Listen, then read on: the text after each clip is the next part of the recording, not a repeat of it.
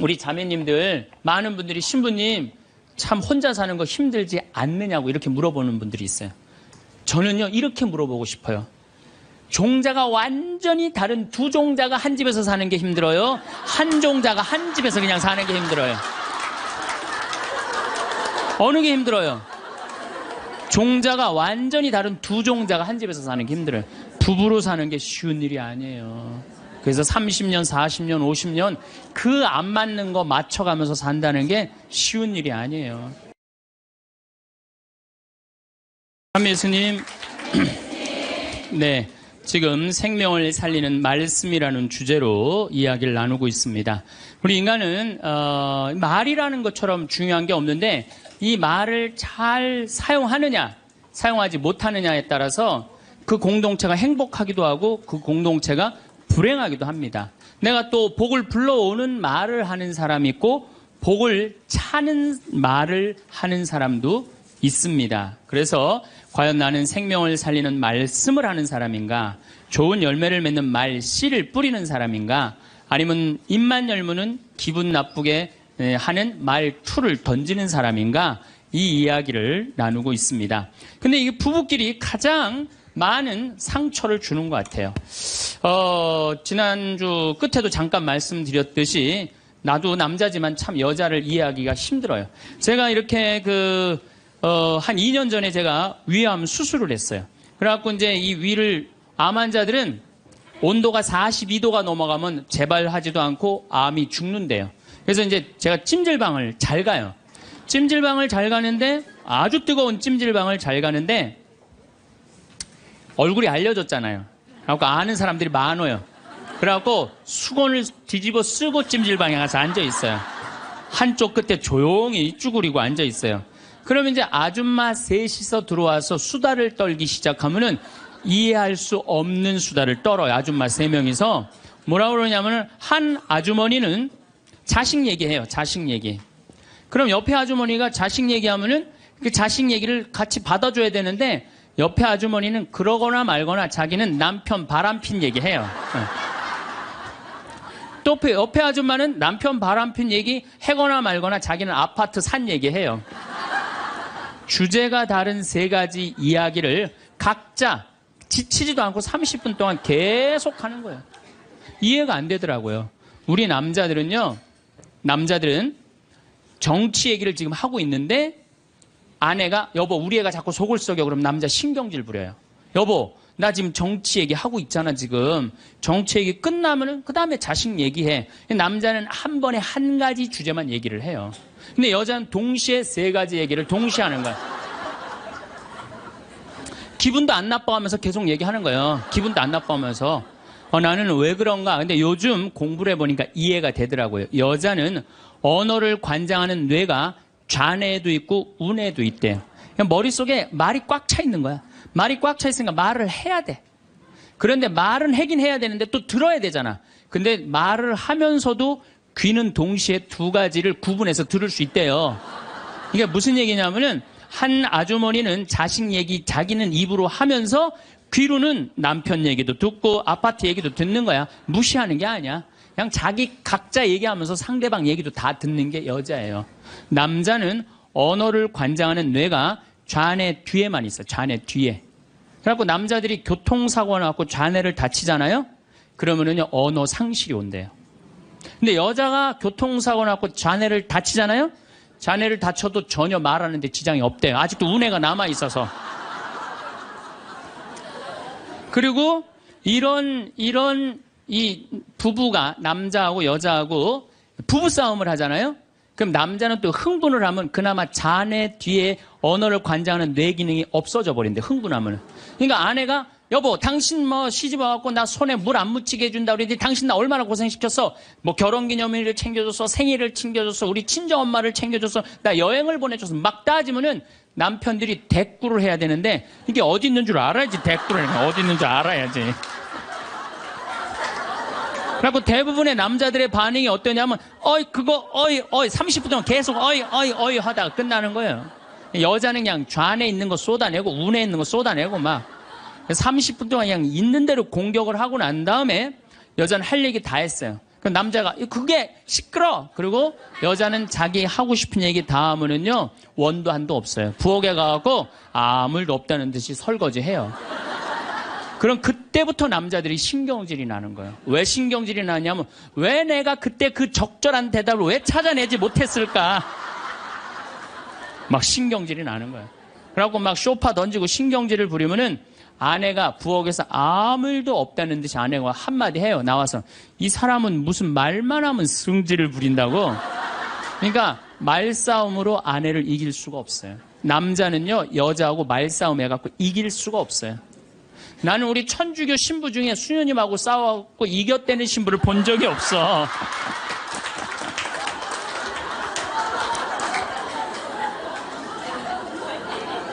말싸움으로 여자를 이길 수가 없어요. 말싸움으로. 하느님이 창조할 때 남자한테는 너는 하루에 10,000마디만 해라.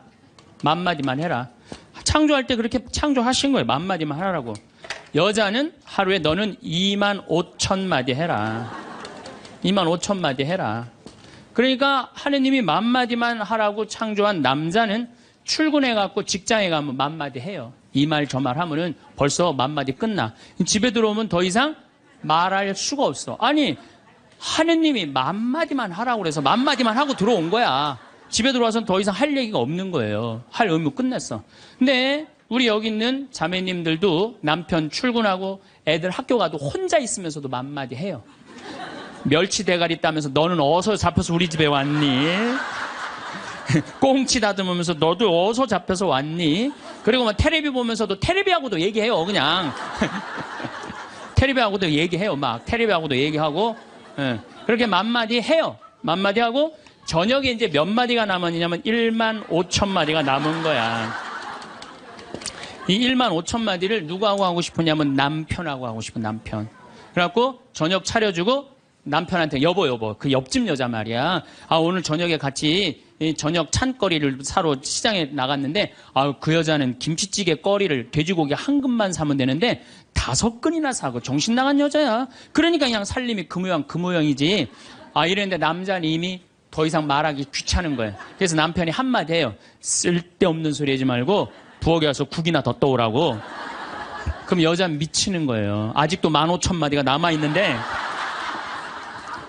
국 떠오라고 그러면 미치는 거예요. 근데 저도 이 말에 저도 동감을 해요. 왜냐하면 저는 10,000마디만 하게 창조된 인간이잖아요. 그런데 나는 이렇게 강의를 하면 10만 마디를 해요. 10만 마디. 10만 마디라니까 사실은 난 사제관에 우리 생태마을에서 강의하고 사제관에 딱 밥 먹으러 저녁에 내려가잖아요. 한마디도 하기 싫어요. 한마디. 근데 우리 밥 해주는 자매님이 밥하고 난 다음에 뭐 이런저런 얘기할 거 아니에요. 뭐 개도 내가 5마리 키우니까 개 얘기도 하고 뭐 어쩌면 대꾸하기가 싫은 거예요. 그래서 한동안 대꾸를 안 했어요. 대꾸를 안 하니까 굉장히 기분이 나쁘잖아요. 신부님이 대꾸를 안 하니까 안 되겠더라고요. 그래서 하루는 불러서 내가 얘기를 했어요. 남자는 하루에 10,000마디만 하게 창조됐는데 내가 10만 마디를 한다. 그래서 나는 정말 대꾸하기가 싫다. 한마디도 하기 싫다. 그냥 밥만 먹고 싶다. 나한테 앞으로 말 시키지 말아라. 제가 얘기를 했어요. 얘기를 했는데도 그래도 우리 자매님도 여자인지라 말을 하잖아요. 그럼 막 말을 하는데 내가 얘기했는데 말하니까 신경질을 나잖아. 내가 인상을 딱 쓰면은 자매님이 한마디예요. 신부님 대꾸하라는 게 아니야. 그냥 나 떠드는 거니까 그냥 밥만 먹으라는 거야.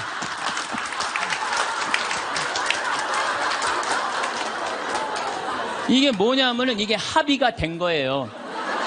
합의가 된 거야. 그러니까 그냥 떠들어 그냥 떠. 난 대꾸 안 하는 거 이해하고 떠드는 거 이해되는 거야 서로. 내가 보기에는 많은 부부들이 특히 우리 자매님들이 남편이 막 목석같이 있으면 이런 말을 해. 나는 사는 게 하나도 재미가 없다. 그러죠? 남편이 목석 같으니까. 그런데 남편이 목석이 아니에요. 원래 창조되기를 그렇게 창조된 거예요. 10,000마디만 하게 창조된 거예요. 그러니까 여러분들은 유일한 실수는 10,000마디밖에 할 줄 모르는 인간이랑 결혼한 게 유일한 실수예요. 더 놀라운 건 뭐냐면은 한 아주머니는 자식 얘기하고 한 아주머니는 남편 얘기하고 한 아주머니는 아파트 얘기하면서 손으로는 달걀을 까먹어 간다는 거예요.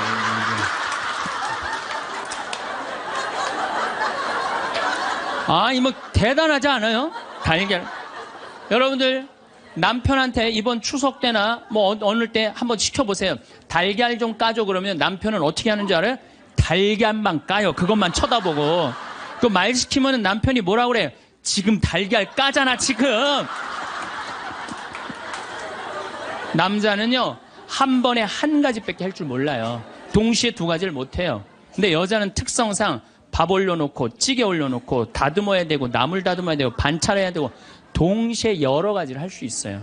그래서 집에 전화가 오잖아요. 전화가 오면은 아빠가 전화를 받으면 테레비 소리가 크면은 아빠가 한마디 해요. 시끄러워. 테레비 소리 줄여. 그러죠? 또 애들 시끄러우면 아빠 통화하니까 가만히 있으라고 그래요. 그 남자는 전화만 해요. 근데 엄마한테 전화가 오잖아요. 테레비 소리 애들 떠드는 거 전혀 상관없어. 더욱이 어느 정도로 심하냐 막 통화하면서 테레비에 딱 어떤 여자가 나오면은 저 여자 이혼했다 우리 나오네.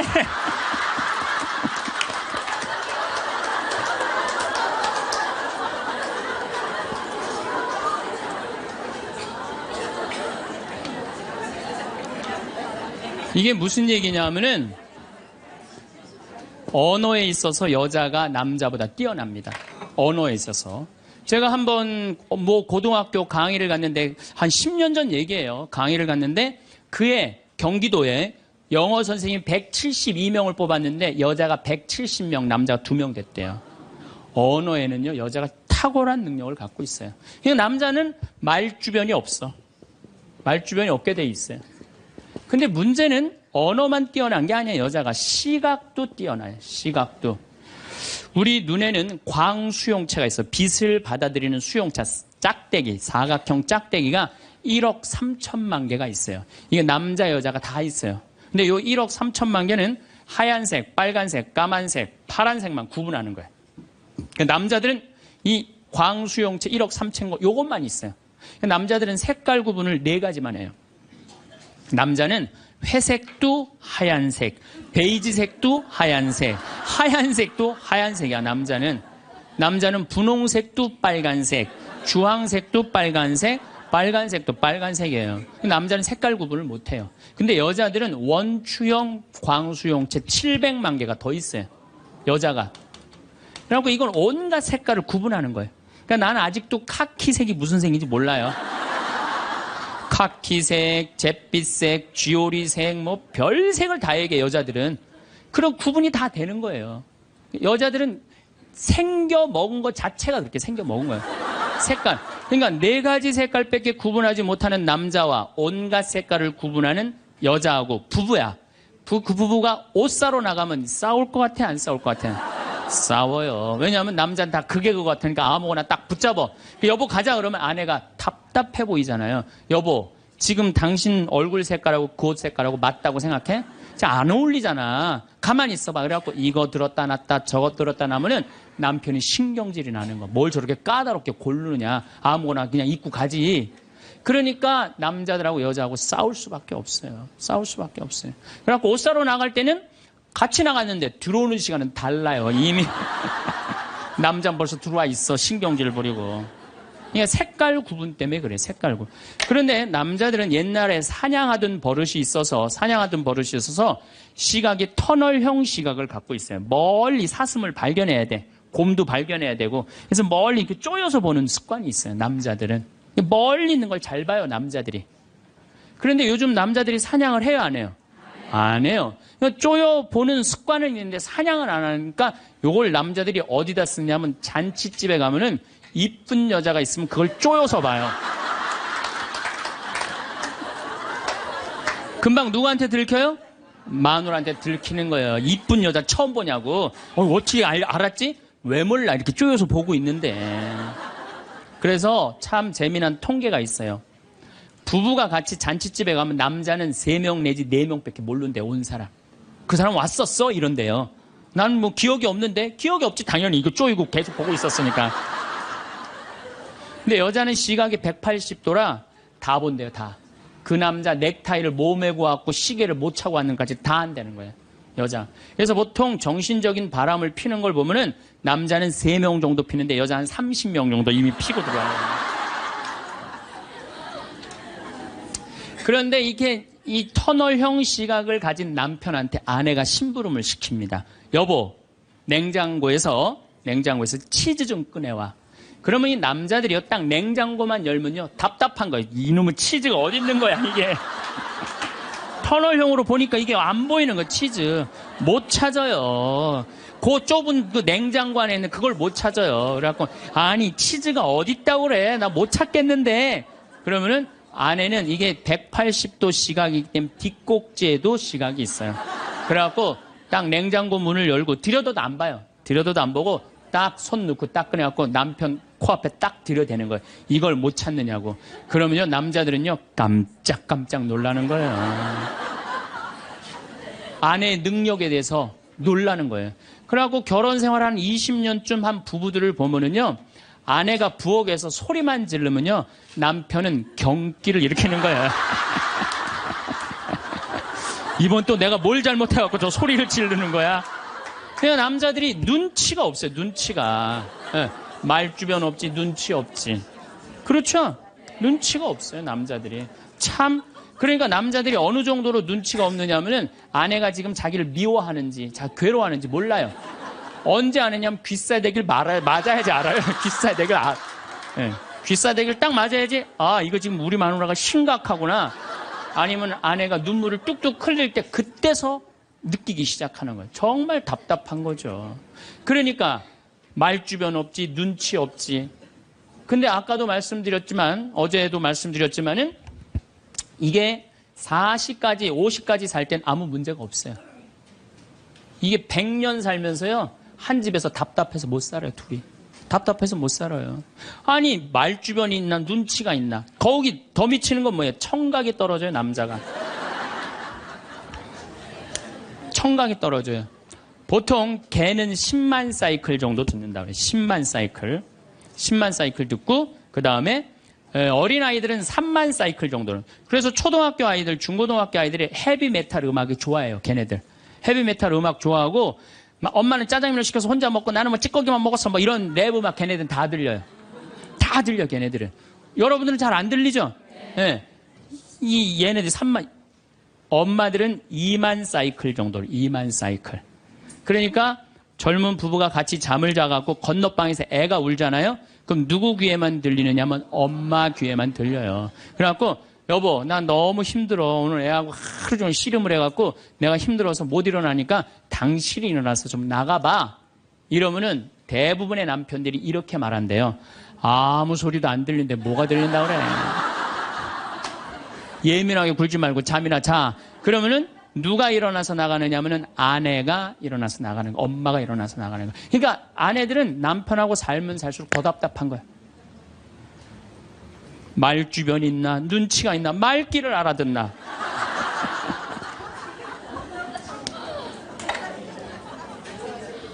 그러니까 이제 한 집에서 할아버지하고 할머니하고 한 집에서 사는 할머니, 할아버지야. 할아버지가 이제 저녁 국을 못 끓였는지 너무 궁금한 거야. 그래서 안방에서 할머니한테, 여보 마누라, 오늘 저녁 국 못 끓였어? 근데 부엌에서 딸그락, 딸그락 소리는 들리는데 대답이 없는 거야. 이놈의 마누라가 날 또 무시하는구나. 이번엔 또 거실에 나가고 또 한번 물어봐요. 이놈 마누라, 저녁 국 못 끓였냐니까 왜 대답이 없어? 아, 근데 딸그락, 딸그락 소리는 들리는데 또 대답이 없는 거야. 너무 화가 난 할아버지가 이번에는 부엌에 가갖고, 이놈의 할망구야, 저녁 못 끓였는지 내가 3번이나 물었는데 대답을 안 하냐고. 사람 말이 말 같지 않으냐고. 그러니까 할머니가 눈을 동그랗게 뜨고 하는 말이, 내가 콩나물국이라고 3번 얘기했잖아. 누군만 못 들은 거야? 할아버지는. 제가 이렇게 강의를 가면은요, 할아버지들이 이렇게 하고 듣는 할아버지들이 참 많아요. 이게 남자의 특성이에요. 그래서 남자들은 만 사이클밖에 못 들어요. 만 사이클. 그래갖고 남자들은 음악을, 빠른 음악 들으면 다 시끄럽다고 그래. 다 시끄러워. 시끄러우니까 끄라고.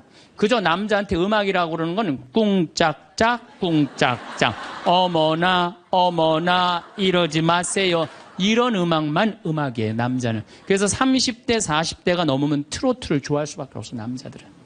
빠른 음악을 안 들리니까. 한 28,000 사이클 정도가 보통 우리 음악에서 나오는 헤비마트 음악이거든요. 그러니까 못 듣는 거예요, 그 다음부터는. 그러니까 말귀 못 알아듣지, 눈치 없지, 말주변 없지. 자, 요즘 어떤 할아버지가 할머니하고 같이 한 집에서 사는데 그런 거예요. 이제 냉장고가 고장이 났고 애프터 서비스를 불렀어. 애프터 서비스를 딱 불렀는데 애프터 서비스 하고 난 다음에 갔어. 근데 요즘은 참 대한민국이 애프터 서비스 끝나고 나면은 고객센터에서 전화하잖아요. 고객님, 매운 만족하십니까? 보통 만족하십니까? 저 설문조사를 하잖아요. 근데 이게 또 할아버지가 전화를 받았네? 아, 냉장고 고쳤는데 이제 애프터 서비스라고 전화를 했는데 애프터 서비스 센터에서 전화했다 그러니까 뭘 또 애프터 서비스를 해주느냐? 그래갖고 뭐라고 그러니까 할아버지가 할머니한테 그런 거예요. 여보 마누라, 요즘 이상해. 냉장고 고쳤는데도 매운 만두 먹을래요? 보통 만두 먹을래요? 그렇게 물어보는데 말귀를 못 알아들어요, 말귀를. 그러니까 60이 넘어가기 시작하면 할머니들 목소리가 커지기 시작해요. 막 할아버지한테 막 소리 지르는 거예요. 소리 지르니까 말귀를 못 알아들으니까 소리를 지르기 시작하는 거예요. 그냥 점점 나이 먹으면 할머니들은 거칠어지고 그러니까 말귀를 못 알아들으니까 기억력까지 떨어지게 돼 있어. 동시에. 그러니까 어떤 할머니 할아버지가 또 한 집에서 살면서 할아버지가 너무 배가 고픈 거예요. 할머니한테 심부름을 시켰어요. 여보 마누라 좀 부엌에갖고 냉장고에서 우유하고 아이스크림 좀 갖다 줘. 나 배가 고파. 그랬더니 할머니가 막 일어나면서 가려고 그랬어요. 그랬더니 할아버지가 신경질을. 이놈의 마누라야 그냥 가면 어떻게 가다가 까먹으면 어떻게 하려고 그냥 가냐고. 적어가라고 우유하고 아이스크림. 할머니가 딱 째려보고 이놈의 영감탱이가 내가 그것도 모를까봐 그걸 적어가라고 그러냐고. 기다리라고 내가 우유하고 아이스크림 갖다 줄 테니까. 할머니가 추측 가셨어요. 갔는데 한 몇 분 있다가 왔는데 할머니가 삶은 계란을 갖고 온 거예요. 근데 이 할아버지가 뭐라고 그러냐면은 기가 막힌 거예요. 고마워 마누라 삶은 계란 갖다 줘서. 자기가 뭐 시켰는지도 모르는 거야. 자, 여러분들 남자하고 여자는 이렇게 달라요. 그리고 50이 넘어서면서부터 여자가 능력이 뛰어나요. 여자가. 그러니까 남자는 사실은 말주변도 없지, 눈치도 없지, 말귀도 못 알아듣지. 여기 지금 형제님들 몇 분 오셨는데 내가 60 넘어갖고 100살까지 집에서 안 쫓겨나고 살 수 있는 비법이 하나 있어요. 내가 마누라 옆에서 붙어서 사는 비법이 하나 있어요. 내가 그거 비법을 알려드릴 테니까 여기 형제님들 내가 알려주는 대로 사시면 돼요. 그저 비법이라는 건 뭐냐면은 마누라가 시키는 대로 하고 사세요.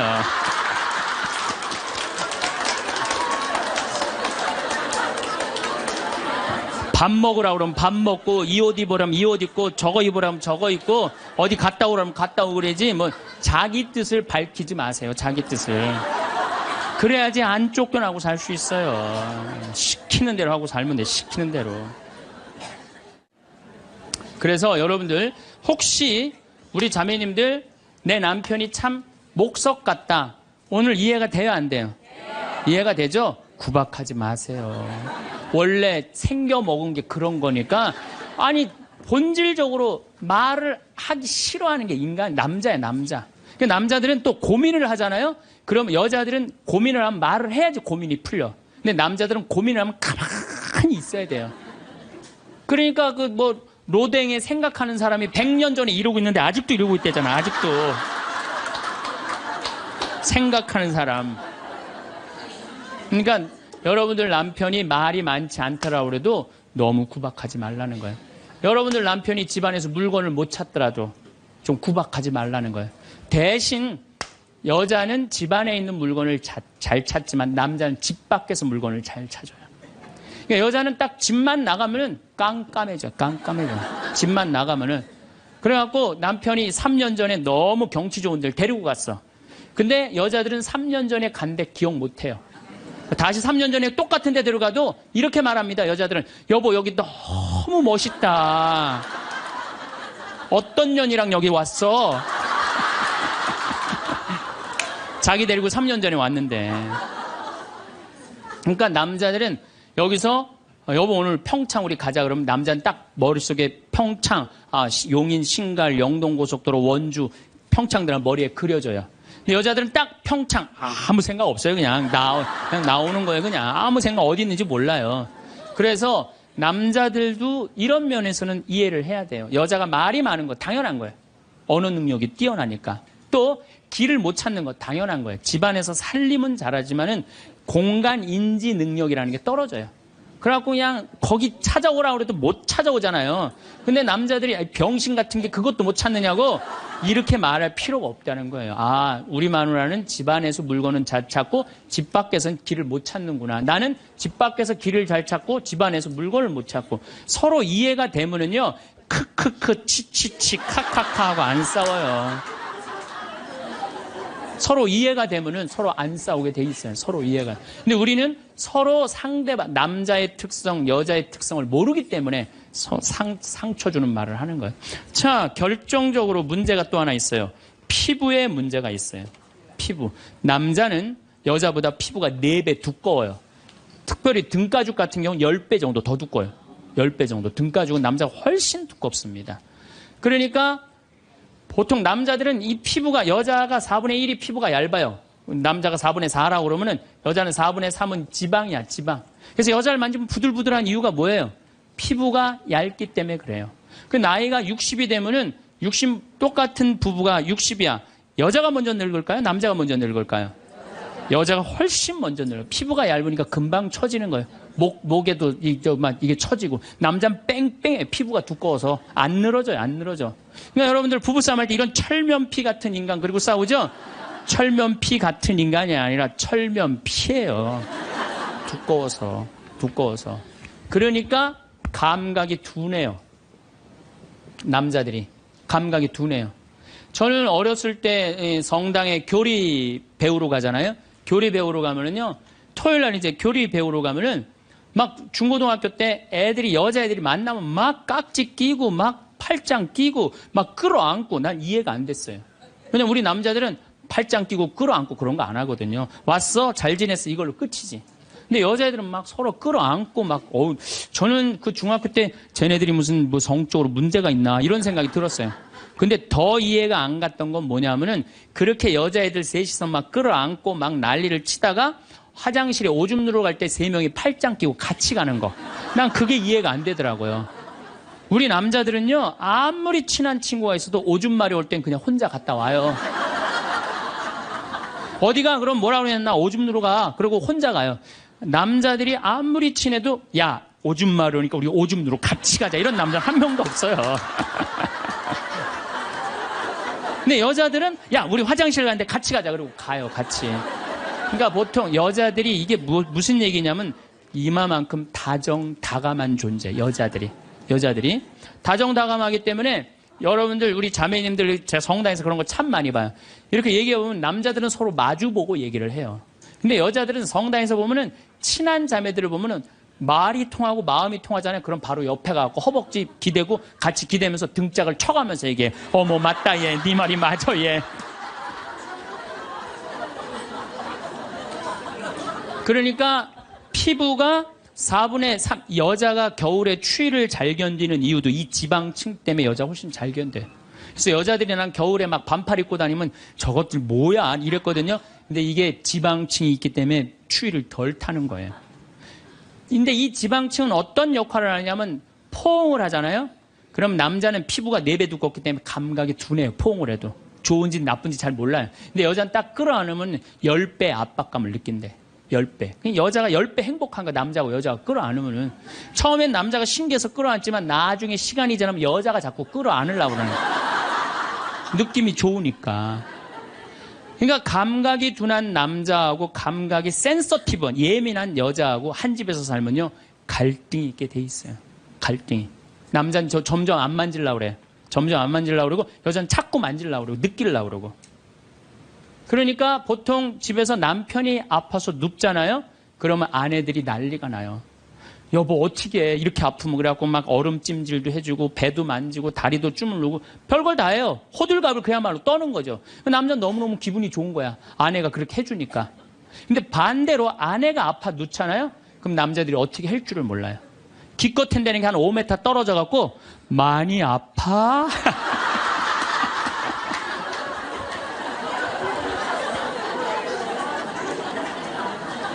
이때 섭섭해요, 안 섭섭해요? 제가 이런 상담을 정말 많이 받았어요. 신부님, 내가 병원에 입원해갖고 누웠는데 남편이 와갖고 남편이 이제 저녁에 이제 퇴근하고 와갖고 한다는 게 문 딱 열더니 아이 참 어떻게 하면 좋아. 아이 참 이거 어떻게 하면 좋아.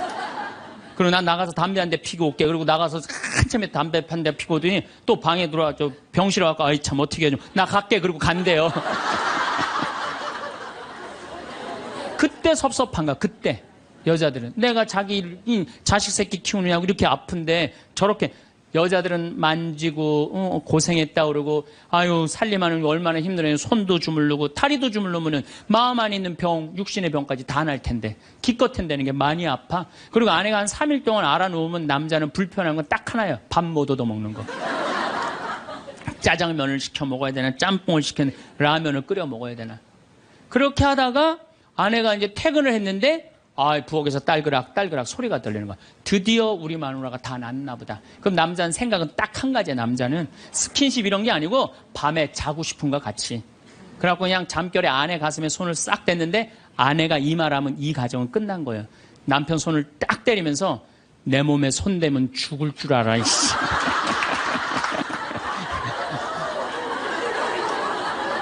이건 뭐냐면 이제 싫은 거예요. 이제 본질적으로 이제 남자가 손 대는 것조차도 싫은 거예요. 그런데 남자는 그때까지도 몰라요. 내 아내가 얼마나 나한테 애정이 식어 있는지 어떻게 찬 얼음이 돼 있는지 몰라요. 그러니까 귀싸대기를 맞을 때까지 모른다니까요.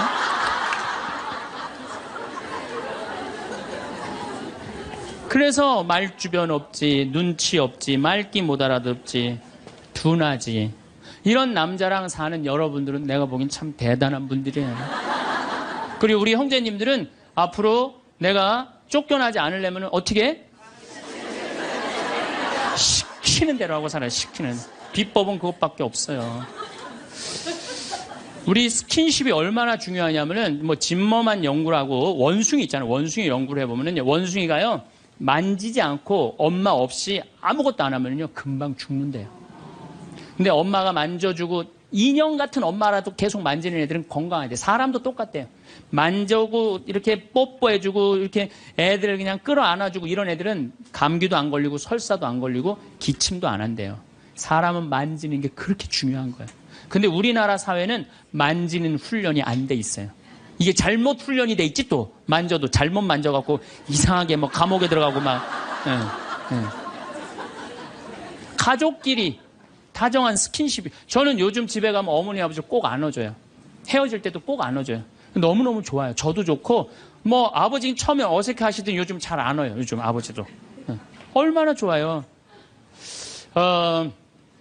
우리 자매님들 많은 분들이 신부님 참 혼자 사는 거 힘들지 않느냐고 이렇게 물어보는 분들이 있어요. 저는요 이렇게 물어보고 싶어요. 종자가 완전히 다른 두 종자가 한 집에서 사는 게 힘들어요? 한 종자가 한 집에서 그냥 사는 게 힘들어요? 어느 게 힘들어요? 종자가 완전히 다른 두 종자가 한 집에서 사는 게 힘들어요. 부부로 사는 게 쉬운 일이 아니에요. 그래서 30년, 40년, 50년 그 안 맞는 거 맞춰가면서 산다는 게 쉬운 일이 아니에요. 기적이에요. 맞아요. 그래서 우리 여기 자매님들 여러분들만 맞추는 거 아니에요. 사실 남편들도 맞춰요. 그러니까 남편한테 좀 기분 좋은 소리 해주세요. 남자는요 말에 너무너무 녹아나요. 그러니까 남편한테 무슨 소리를 남자들이 제일 좋아하는지 제가 알려드릴게요. 여보, 당신 죽으면 나도 따라 죽을게. 이 말에 남자들은 뻑 가요. 뭐라 그러면서 여보, 난 당신 믿고 살아왔는데 난 당신 없으면 난 아무것도 아니야. 당신 죽으면 나도 따라 죽을 거야. 그러면요 남자들은 기분이 너무 좋아요. 따라 죽는다면은. 그리고 실질적으로 통계적으로 보면은 부부 금슬이 너무 좋은 부부가 이렇게 하는데 보통 아내가 먼저 죽으면 한 80살 넘어서 아내가 먼저 죽으면 부부 금슬이 너무 좋은 부부는요 남자들이 6개월 이내에 죽는데요. 거의 같이 죽는데 통계적으로 그렇대요. 그런데 놀라운 건 부부 금슬이 너무 좋은데 할아버지가 먼저 죽으면 할머니들은 안 죽는데요. 그러니까 아니 할아버지들이 확인할 길이 있어? 죽으면 그냥 따라 죽을게. 그럼 남자들은 너무너무 행복하대요. 그래서 보통 정이 없는 부부가 한 집에서 살면은 정막강산이래. 나이 60, 70 넘어가고 한 집에서 살면 정막강산이래.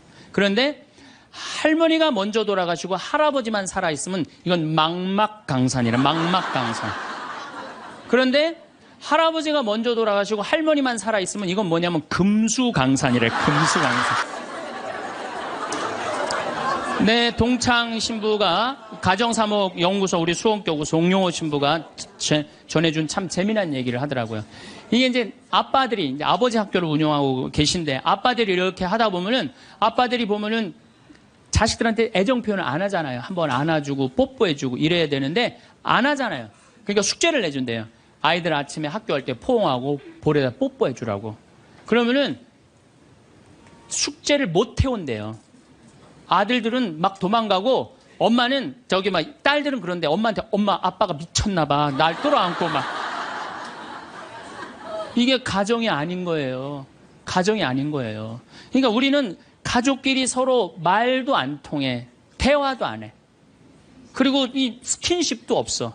그러니까 모양만 식구지 서로 애정이 없는 거예요. 서로 애정이 없는 거예요. 그래서 여러분들 이제 왜 우리가 심각하느냐. 제가 21세기는 노인의 시대라고 그러잖아요.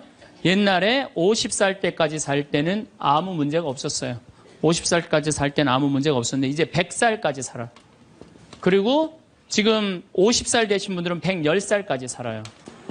그리고 지금 40대 되신 분들은 120살까지 살아요. 120살까지 살아요.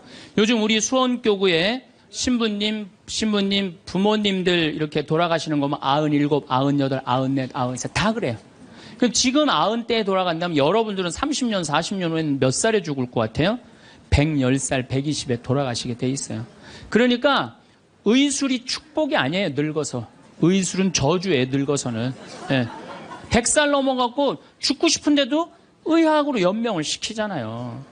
그런데 만약에 50살서부터 100살, 50년 동안 내 남편을 이해를 못해. 내 아내를 이해를 못해. 그래갖고 서로 답답하다고 크크크 치치치 카카카 이러고 싸우면서 50년을 사는 게 좋아요? 아니면은 남편이 말을 좀 안 해더라도 우리 남편은 맘마디밖에 못하는 사람이니까 내가 이해를 해야지. 냉장고에 물건 찾아오라면 물건 못 찾고 옷 찾으라면 그 장롱 안에 있는 옷도 못 찾잖아요. 그럼 내가 좀 찾아주고. 또 우리 형제님들은 아내가 좀 길도 못 찾고 바깥에서 능력이 떨어져도 안에서 살림을 하기 때문에 바깥을 못 해. 서로 이해를 하면은요, 서로 사랑스럽고 귀한 거예요. 그냥 상대방한테 잘 할 수 있는 거죠. 상대방한테. 자, 부부끼리도 말이 안 통하지만은 자식하고는 말 잘 통해요? 이게 이제 문제 중에 문제예요. 예? 부부끼리 안 통하면 내 속으로 난 자식하고라도 말이 통해야 되는데 자식하고 말이 안 통해. 자식하고. 근데 여러분들 1살서부터 20살 때까지 자식들한테 주로 무슨 얘기하고 사셨어요? 테레비 그만 끄고 공부해. 잠 좀 그만 자고 친구들하고 그만 놀고 공부해. 너 출세하려면 공부해. 20년 동안 한 얘기라고는 이 공부하라는 얘기밖에 안 한 거예요. 그러니까 자식하고 대화의 채널이 없는 거예요. 대화의 채널이. 여러분들 1살서부터 10살까지 아이가 부모를 더 사랑해요. 30살서부터 40살까지 부모가 자식을 더 사랑해요. 1살서부터 10살까지 자식은 부모를 훨씬 사랑해요. 왜? 여러분들은 30살, 40살 때 바빠요, 안 바빠요? 바빠요. 성당 모임에도 나가야 되고, 개모임, 친정, 시댁, 추석, 또 남편하고 중간에 싸우고, 이런 거 얼마나 바빠요. 그 중에 애를 키우는 것 뿐이에요. 근데 많은 사람들은 우리는 자식을 사랑한다고 생각해. 전혀 사랑하는 게 아니에요. 그건 사랑하는 게 아니에요. 근데 애들은 5살, 6살짜리 애는 오로지 누구밖에 없어요? 엄마밖에 없잖아요. 여러분들 5살짜리 아이가 엄마 오늘 저녁 혼자 먹어야 될 것 같은데 나 오늘 좀 개모임 있어서 나갔다 올게. 그런 애들 있어요, 없어요? 없어요. 오로지 누구만 바라봐라? 엄마만 바라보는 거. 엄마, 아빠만 바라보는 거. 그래갖고 얘가 이제 유치원에서 그림을 그렸어. 유치원에서 그림을 그려갖고 아빠한테 이제 저녁 먹고 보여주고 싶은 거. 아빠, 나 이거 유치원에서 그림 그린 거야. 그런데 아빠는 이미 맘마디 해서 더 이상 말하기 싫어. 이제 야구 보고 싶어. 아빠가 한마디. 아빠 지금 텔레비전 보니까 엄마한테 가 있으면 아빠가 나중에 놀아줄게. 그리고 얘를 거절해요. 이게 거절이라는 단어를 제가 썼는데 얘 5살짜리 아니면 난 거절당했어. 난 너무 슬퍼. 이렇게 얘기 안 해요. 슬프지만은 아빠가 내 그림을 안 바라봐주면 따지지 않아 아빠한테. 뽀로통해서 엄마한테 가요. 엄마한테 가고 엄마 이거 아빠가 엄마한테 보여주래. 그 시간에는 엄마는 설거지하는 시간이야. 신경질을 부려요. 엄마 설거지하는 거 안 보여? 아무것도 안 하는 아빠한테 가. 또 거절당한 거예요. 그래서 얘가 몇 살 때까지 거절당하냐면 10살 때 초등학교 3학년 때까지 거절당하는 거예요. 초등학교 4학년 딱 올라가면서 얘가 부엌하고 거실 중간에 서서 결심합니다. 니네들이 내 말을 안 들어줘? 니네들이 내 말을 안 들어준다면 난 오늘부터 내 얘기 니네들한테 안 할 거야. 그리고 4학년 때부터 방문을 걸어 잠고 부모하고 얘기를 안 합니다. 그래갖고 아빠가 보고 싶어갖고 아빠는 그냥 계속 사랑한다고 착각하고 있는 거예요. 애는 이미 떠났는데. 그래갖고 보고 싶어갖고 한 5학년 때 문 딱 열면은 딸이 어떻게 할까요? 눈을 흰 눈동자 95% 까만 눈동자 확 뒤집고 내 방 왜 노크도 없이 들어오냐고. 그럼 대부분의 아빠들은 이때 뭐라고 표현? 저거에 사춘기가 시작됐다고. 천만의 말씀이에요. 여러분들이 10년 동안 애를 밀어냈기 때문에 애가 자기 살 길 찾아간 거예요. 사춘기가 아니에요. 근데 많은 경우는 우리나라는 제가 사춘기 때 튀어나간다고 그래요. 제가 뭐 미국이나 캐나다나 호주나 이렇게 보면은 거기 사람들은 퇴근하면 집에 무조건 들어와야 돼요. 다른 데 갈 데가 없어요. 그러니까 계속 애들하고 어울리는 거야. 거기 대부분의 아이들은 참 부모하고 다정해요. 근데 우리나라는 다정한 자식하고 부모하고 다정한 중고등학교 애들 내가 본 적이 거의 없어. 100명 중에 한두 명 볼까 말까야. 대부분의 애들이 이상하게 부모를 밀어내요. 왜 저렇게 밀어낼까? 가만히 생각을 해보니까 부모가 밀어낸 거야. 부모가 애들 얘기를 안 들어준 거야. 많은 사람들이 저한테 그래요. 신부님 어쩜 그렇게 말을 잘하느냐고 그런 얘기를 참 많이 해요. 강의를 잘하느냐고. 제가 한 번은 저 파주의 경기도 저기 교장 교감 선생님 연수 때 내가 강의를 갔어. 한 200명쯤 되는 교장 선생님들이야. 44살 때. 그분들 표정이 뭐 저런 게 우리 60살 먹은 교장들한테 강의를 왔느냐 그런 표정이에요. 근데 내가 강의를 한 20분 했는데 자세가 바뀌시더라고. 끝났는데 기립박수를 받았어요. 성당 안 다니는 교장 선생님들 저한테 와갖고 신부님 말을 신학교에서 가르치느냐고. 저는 신학교에서 가르치는 게 아니라 내가 가만히 생각해보면은 나는 어렸을 때 아버지가 내 얘기를 참 잘 들어줬던 것 같아요. 내가 무슨 말만 하면 아버지가 그렇게 웃으면서 들어주셨어요. 지금도 아버지가 이제 82살이신데 지금도 집에 가갖고 내가 막 수다를 떨면은 그렇게 기쁘게 들어주세요. 시끄러워 그만 떠들 이 소리를 난 잘하면서 한 번도 들었던 적이 없던 것 같아요. 한 번도. 그리고 막 나는 어렸을 때 아버지 목젖 만지는 걸 그렇게 좋아했어요. 목젖이 이렇게 튀어나오면 너무 신기하잖아요. 100번을 만져도 그냥 계셨어요. 그리고 아버지가 수염이 많아. 우리 집이 수염이 많아. 우리 사부자가 하루만 수염 안 깎고 앉아있으면 깜깜해요. 네. 그렇게 수염이 많아 우리 집이. 그러니까 어렸을 때는 아버지 수염 만지는 게 그렇게 좋았어요. 그래갖고 근데 아버지가 한 번도 거절을 하신 적이 없어. 거절을. 그러니까 난 어렸을 때 어머니가 막 내 얘기를 들으면 그렇게 아주 그냥 자지러지게 좋아하셨어요. 그러니까 내 얘기를 즐겁게 들어줬던 부모님한테 난 거절당했던 기억이 별로 없어요. 그런데 요즘 아이들은 많은 경우 부모한테 거절당하면서 살아요. 거절하면서 뭐라? 빨리 들어가서 공부해. 너 지금 이럴 시간이 어디 있어? 들어가서 공부해. 그러니까 애들이 거칠어지는 거예요. 거절당하니까. 그러니까 말이 안 통하는 거 말이. 부모 자식이 말이 안 통해요. 그러니까 여러분들도 자식들하고 대화할 줄 몰라. 그래갖고 오늘 이제 강의 들었어. 그러면은 엄마 오늘 뭐 명동에 강의 어떻게 뭐 신부님 뭐 강의 들으러 갔다는데 어땠어? 그러면은 대부분의 우리 엄마들은 이렇게 말합니다. 좋았어.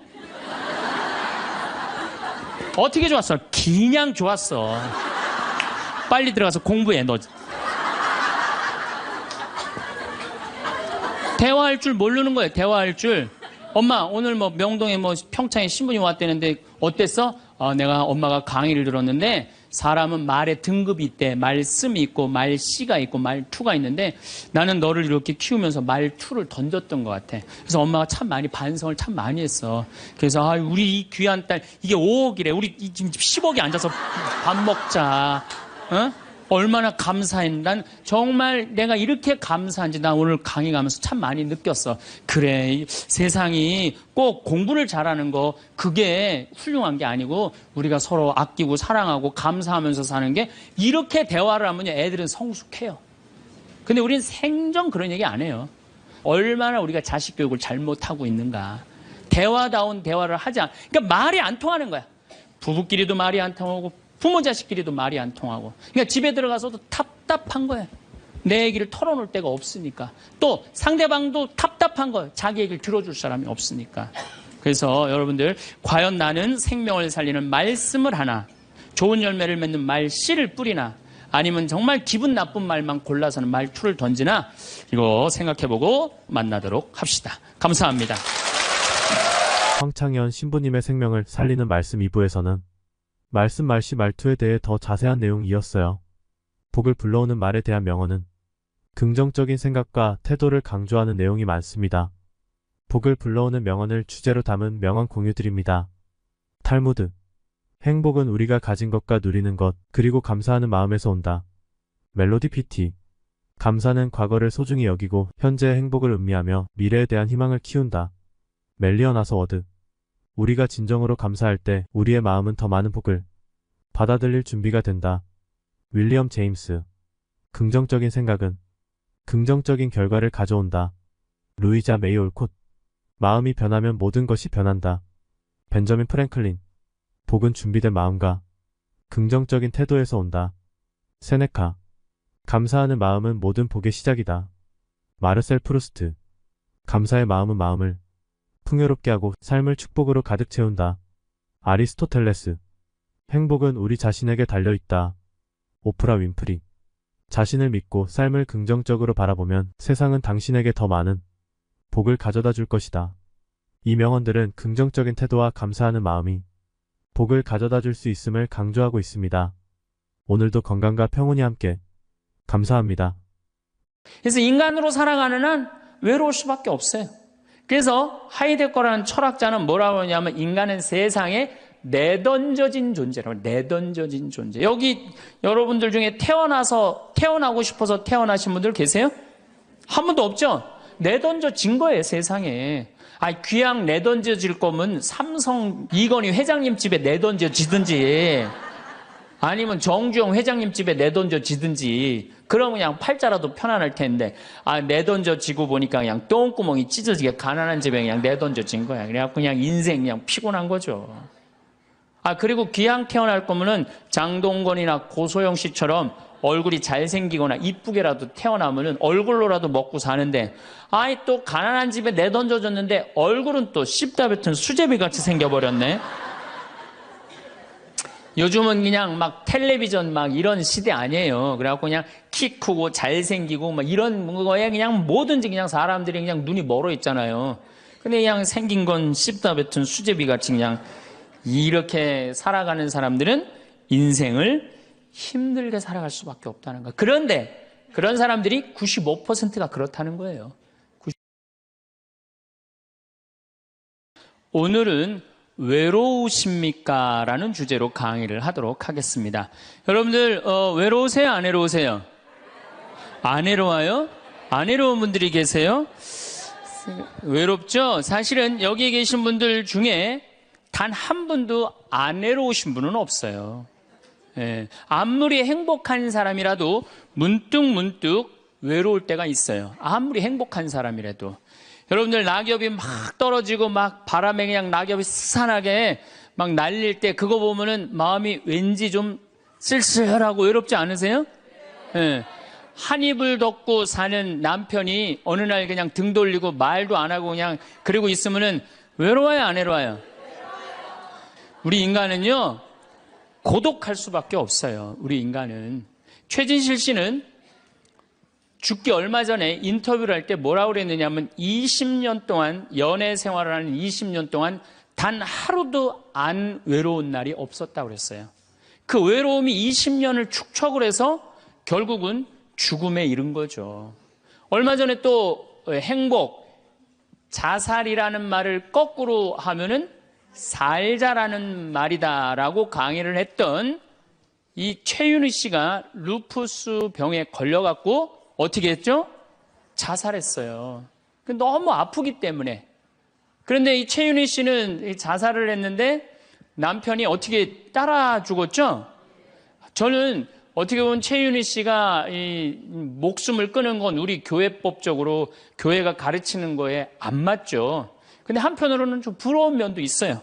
여러분들, 내가 병이 들어갖고 이제 막 죽기 일보 직전이야. 그래갖고 남편한테 여보, 나 죽으면 당신 어떻게 할 거야? 근데 남편이 난 당신 없으면 못 살아. 당신 없으면 난 따라 죽을 거야. 그럼 여러분들 그 말 들어도 좋아요, 안 좋아요? 좋죠? 나 죽는데 따라 죽는다는데 얼마나 마음 위로가 돼요. 근데 사실 따라 죽을 수 있는 남편 몇 명이나 될 것 같아요, 여러분들 죽으면은? 없어요? 어쨌든 아무리 행복론을 강의했던 그 당사자도 그 병이라는 그 고통에 이기질 못했던 거죠. 그 예수님은 외로웠겠어요? 안 외로웠겠어요? 예수님도 외로웠어요. 예수님이요, 뭐라고 그러셨냐면, 오늘 루카복음에 말씀이 나오지만은 예수님이 갈릴레아에서 예루살렘으로 올라가는데 중간에 사마리아라는 지역을 지나가면 지름길로 가세요. 그러니까 그 사마리아라는 동네를 딱 들어가려고 그러니까 사마리아 사람들이 예수님이 예루살렘에, 이 사마리아하고 예루살렘 사람들은 원수지간이에요. 그러니까 우리 동네를 지나서 예루살렘에 올라가는 걸 용납을 안 하세요. 용납을 안 합니다, 사마리아 사람들이. 그래서 우리 마을에 못 들어오게 해요. 그러니까 그냥 야고보하고 요한이 너무너무 화가 나갖고 뭐라고 그랬냐면, 주님, 하늘에서 불을 내려다가 살라버릴까요? 그냥 불질러 버린다는 거죠. 우리를 안 받아들이니까. 그런데 예수님이 그들을 꾸짖고 돌아가세요. 그 마을을 돌아가시고 난 다음에, 돌아가고 난 다음에 그 마을 지나서 이런 말씀을 하세요. 하늘의 새도 보금자리가 있고 여우도 굴이 있지만 사람의 아들은 머리 둘 곳조차 없다. 이렇게 말씀하세요. 아니, 온 세상의 임금님이신 예수님조차도 이 세상에서 사시면서 뭐라고 그랬어요? 하늘의 새도 보금자리가 있고 여우도 굴이 있는데 사람의 아들은 머리 둘 곳조차 없다. 예수님도 외로우셨는데 여러분들이 뭐라고 안 외로워요? 예. 본당 신부님들이 가끔 사제가 돼서 본당 사목을 하다가 교우들하고 갈등을 일으켜요. 갈등을 일으키는데 교우들이 본당 신부님 본당에서 몰아낸다고 주교님한테 막 투서하고 막 연판장 막 돌리고 그럴 때 그 사제는 외로울까 안 외로울까요? 외롭죠. 왜? 정말로 하느님 나라를 위해서, 하느님의 교회를 위해서, 그 교회의 구성인 교우들을 위해서 장가도 안 가고 말이야, 혼자 독신으로 그 교우들을 위해서 온전히 삶을 봉헌했는데 그 교우들이 자기를 몰아낸다, 자기를 투소한다, 정말로 모든 걸 바쳤는데 그 바친 당사자들이 자기를 미워할 때 사제는 고독할까요? 안 고독할까요? 고독할 수밖에 없어요. 예수님 역시 가난하고 불쌍한 이들을 위해서 착한 일을 하는데도 유다인들은 예수님께 돌을 집어 던지려고 그래요. 예수님을 미워했어요.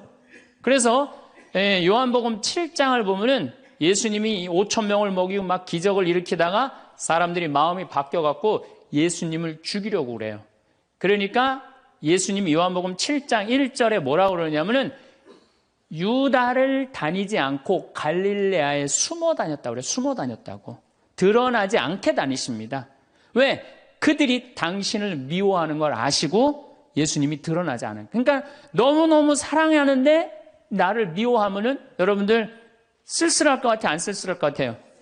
여러분들, 남편을 내가 너무너무 사랑해. 남편을 너무너무 사랑하는데 남편이 나를 미워해.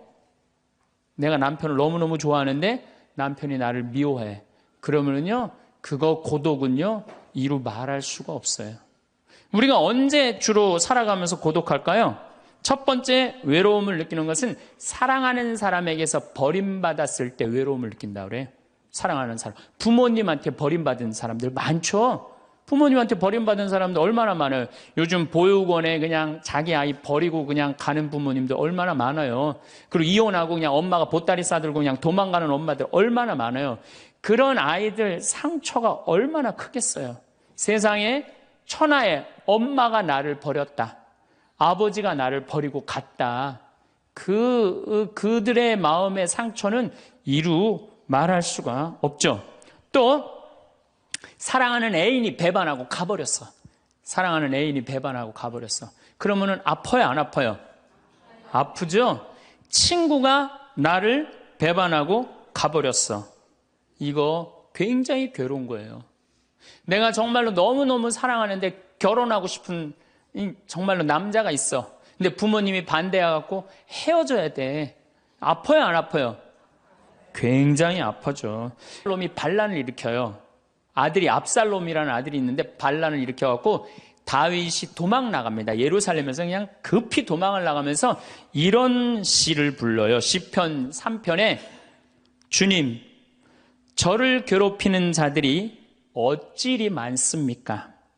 저를 거슬러 일어나는 자들이 많기도 합니다. 하느님께서 저자를 구원하실성 싶으냐? 저를 빈정대는 자들이 많기도 합니다.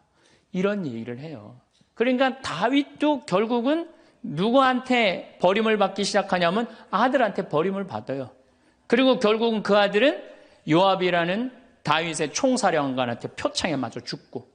그러니까 얼마나 아프겠어요. 인간은 어떤 종류의 인간이든지 이런 아픔 속에서 살아갈 수밖에 없다. 사랑하는 사람을 만날 수 없다는 사실, 숨을 쉴 수조차 힘든 거죠. 이거를 불가에서는 뭐라고 그러냐면 애별리고라고 그래. 애별리고. 사랑하는 사람하고 헤어지는 고통. 이게 가장 큰 고통이라고 그래요. 우리 신학생들, 참 나는 우리 신학생들만 보면은요, 너무너무 거룩하고 아름답고 순결해요. 고등학교 3학년 딱 졸업하고 얼마나 하고 싶은 게 많겠어요. 그런데 하느님의 나라를 위해서 신학교 딱 들어갔단 말이야. 그러면 신학교 1, 2학년들 보면요, 너무너무 순수하고 아름다워 보여요. 나만 아름다워 보이겠어요? 여러분들 보면 이쁘겠어, 안 이뻐? 우리 신학생 1, 2학년 학사님들 보면 이쁘죠? 여러분들만 이쁘겠어요? 20살, 21살 된 여자애들은 이쁠 것 같아요, 안 이쁠 것 같아요? 신학생들이 너무너무 매력이 있잖아요. 그래갖고 가까이 가고 싶고 자꾸 만나고 싶단 말이야. 고등학교 때까지는 공부하다가 모르다가 그냥 신학생들도 딱 신학생이 돼갖고 그냥 이쁜 아가씨가 자꾸 옆에 있으면 마음이 끌릴 것 같아요, 안 끌릴 것 같아요? 끌릴 수밖에 없어요. 사람은요, 어쩔 수가 없어요. 그래갖고 한 2년 만나다 보면은요, 이게 이때부터 갈등하기 시작하는 거예요. 내가 사제가 돼야 되는데 왜 자꾸 저 여자한테 마음을 빼앗기나. 그래갖고 그냥 그때부터 고민하기 시작하는 거예요. 하느님을 선택할 것이냐, 여자를 선택할 것이냐. 그래서 신학교에서는 재미난 말이 있어요. 2말 3초라고 그래. 2학년 말, 3학년 1학기, 3학년 초, 요때가 가장 신학생들이 갈등을 많이 할 때예요. 그래갖고 이때 여자를 떠나보내면 이제 4학년, 5학년 쭉 군대 가면서 이제 사제 길로 가는 거예요. 근데 이때 그냥 이 여자를 따라가면 이제 신학교 나가는 경우가 많죠. 그래갖고 그냥 그 젊은 나이에 그 피 끓는 뜨거운 애정을 끊고 사제가 되니 애별리고의 고통을 안 겪은 사제가 몇 명이나 될 것 같아요. 그러니까 서푼 때 보면 그냥 누워갖고 그냥 이 깔고 그냥 그 여자 떠나보낸 여자 생각하고 그냥 가슴이 아파서 우는 거예요. 모든 걸 떠나보내야 돼. 인간이 얼마나 그게 힘든 건데요. 그러니까 여러분들 신부님들한테 잘하세요. 괜히 주교님한테 편지 쓰고 그러지 마시고.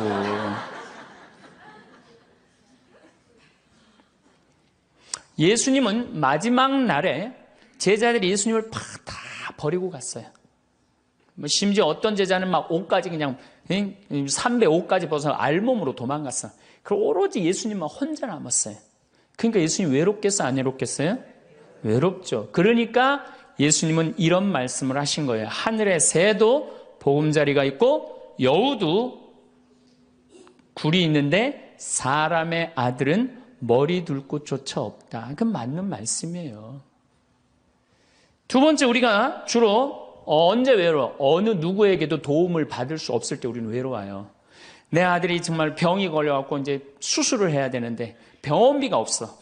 그래갖고 그냥 정말로 친하다는 친구한테 가갖고 우리 아들이 지금 수술을 해야 되는데 병원비가 없으니까 병원비 좀 꿔줘. 정말 친하다고 생각했던 친구가 이런 지하에 나는 돈 없어. 미안해. 그리고 그냥 돌아서 나올 때 쓸쓸합니까? 안 쓸쓸합니까? 심지어 어머니 뱃속에서 같이 태어난 형제한테 도움을 청했는데도 그 형제가 집을 잡혀갖고 대출이라도 받아서 해줘도 선찬을 판국인데 냉정하게 돈 없다고 거절당할 때 우리 인간은요, 그럴 때 세상에 홀로 떨어져 있는 그런 기분을 드는 거예요. 또 언제 외로워요? 내가 40살, 이제 45, 46이 돼갖고, 애 대학도 들어가야 돼갖고, 학비도 지금, 등록금도 준비해야 되고, 아파트 부금도 보야 되는데, 그냥 직장 상사가 부르더니 해고 통지를 딱 했어. 그럼 이 40대 가장은 얼마나 쓸쓸하겠어요? 갈 데가 아무 데도 없는 거죠. 대학이라고 졸업은 해놨는데, 나를 필요로 하는 데가 아무 데도 없네. 아무리 그냥 원서, 지원서를 100통을 써도 그냥 나한테 연락해주는 사람 하나도 없어. 이럴 때 나를 필요로 하는 사람이 아무도 없을 때 우린 외로운 거예요. 더욱이 그냥 더 힘든 사람들은 어떤 사람들이에요? 철거민들. 갈 데는 없고, 겨울은 다가오는데, 내가 그냥 집을 다 부셔갖고 쫓겨날 때, 그들의 그 외로움은 이건 또 이루 말할 수가 없죠. 그래서 인간으로 살아가는 한 외로울 수밖에 없어요. 그래서 하이데거라는 철학자는 뭐라고 하냐면 인간은 세상에 내던져진 존재라고. 내던져진 존재. 여기 여러분들 중에 태어나고 싶어서 태어나신 분들 계세요? 한 분도 없죠? 내던져진 거예요, 세상에. 귀양 내던져질 거면 삼성 이건희 회장님 집에 내던져지든지 아니면 정주영 회장님 집에 내던져지든지 그러면 그냥 팔자라도 편안할 텐데 내던져지고 보니까 그냥 똥구멍이 찢어지게 가난한 집에 그냥 내던져진 거야. 그래갖고 그냥 인생 그냥 피곤한 거죠. 그리고 귀양 태어날 거면은 장동건이나 고소영 씨처럼 얼굴이 잘생기거나 이쁘게라도 태어나면은 얼굴로라도 먹고 사는데 또 가난한 집에 내던져졌는데 얼굴은 또 씹다 뱉은 수제비같이 생겨버렸네.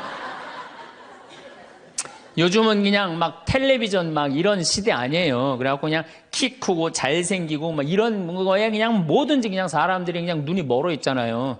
근데 그냥 생긴 건 씹다 뱉은 수제비 같이 그냥 이렇게 살아가는 사람들은 인생을 힘들게 살아갈 수밖에 없다는 거예요. 그런데 그런 사람들이 95%가 그렇다는 거예요. 95%. 저나 여러분이나 내가 항상 하는 얘기지만 내 얼굴 이거 씹다 뱉은 수제비 같이 생겨갖고 이거 얼굴로 먹고 살기엔 틀린 거죠. 다 평범하게 태어나는 거죠. 또 우리 언제 외로워요? 말이 안 통할 때 외로워요. 남편하고 말이 안 통할 때, 자식하고 말이 안 통할 때, 특별히 가족 간에 말이 안 통할 때 참 외로워요. 제가 미국에 강의를 한 2년 동안 이렇게 쭉 다녀보니까 깜짝 놀라는 일이 있어요. 엄마 아빠는 영어를 못하고 애들은 영어만 하는 거예요. 그러니까 애들은 그냥 막 영어를 너무너무 잘하고 애들 하는 말을 엄마 아빠가 못 알아듣는 거예요. 그러니까 엄마 아빠하고 말이 안 통하는 거 애들하고 기본적인 거 밥 먹어라, 학교 갔다 와라 이거 외에는 말이 안 통하는 애들이 참 많더라고요. 정말로 그건 이제 점점 외로워지는 거죠. 그래서요, 뉴욕에요, 60세 넘은 할머니, 할아버지들이 작년에 한 60명이 자살을 했대요. 외로우니까. 우리 생태마을에 교감 선생님이 3개 국어를 해요. 생태학교라는 걸 운영하거든요. 3월 달부터 12월 달까지 우리 농사 짓고 기숙사 생활하고 생태 영성 배우고 이런 생태학교를 운영하는 이제 교감 선생님이 미국에서 스카웃을 해왔어요. 스카웃을 해왔는데 이 교감 선생님 아들이 미국 컬럼비아 대학 4년 장학생이에요. 미국에서 태어난 거죠. 나도 한번 만나봤는데 애가 굉장히 괜찮아요. 근데 얘가 이제 아버지 생일날 카드를 보낸 거예요. 한글을 배워서 삐뚤삐뚤한 글씨를 써갖고 편지를 보냈는데 딱 3줄 보냈어요. 아버지 사랑합니다. 아버지 생일 축하합니다. 그리고 맨 끝에 뭐라고 썼느냐면은 네 아들 윤진이가 이렇게 해서 보냈더라고요. 말이 안 통하는 거지. 말이 안 통하는 거지.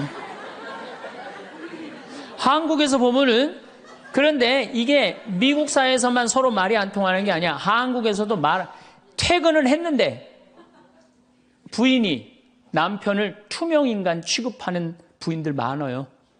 들어오거나 말거나 말도 안 하고 그냥 밥 차려놨으니까 먹으라고 그러고 사람 그냥 투명인간 취급하는 경우 많죠. 그렇죠?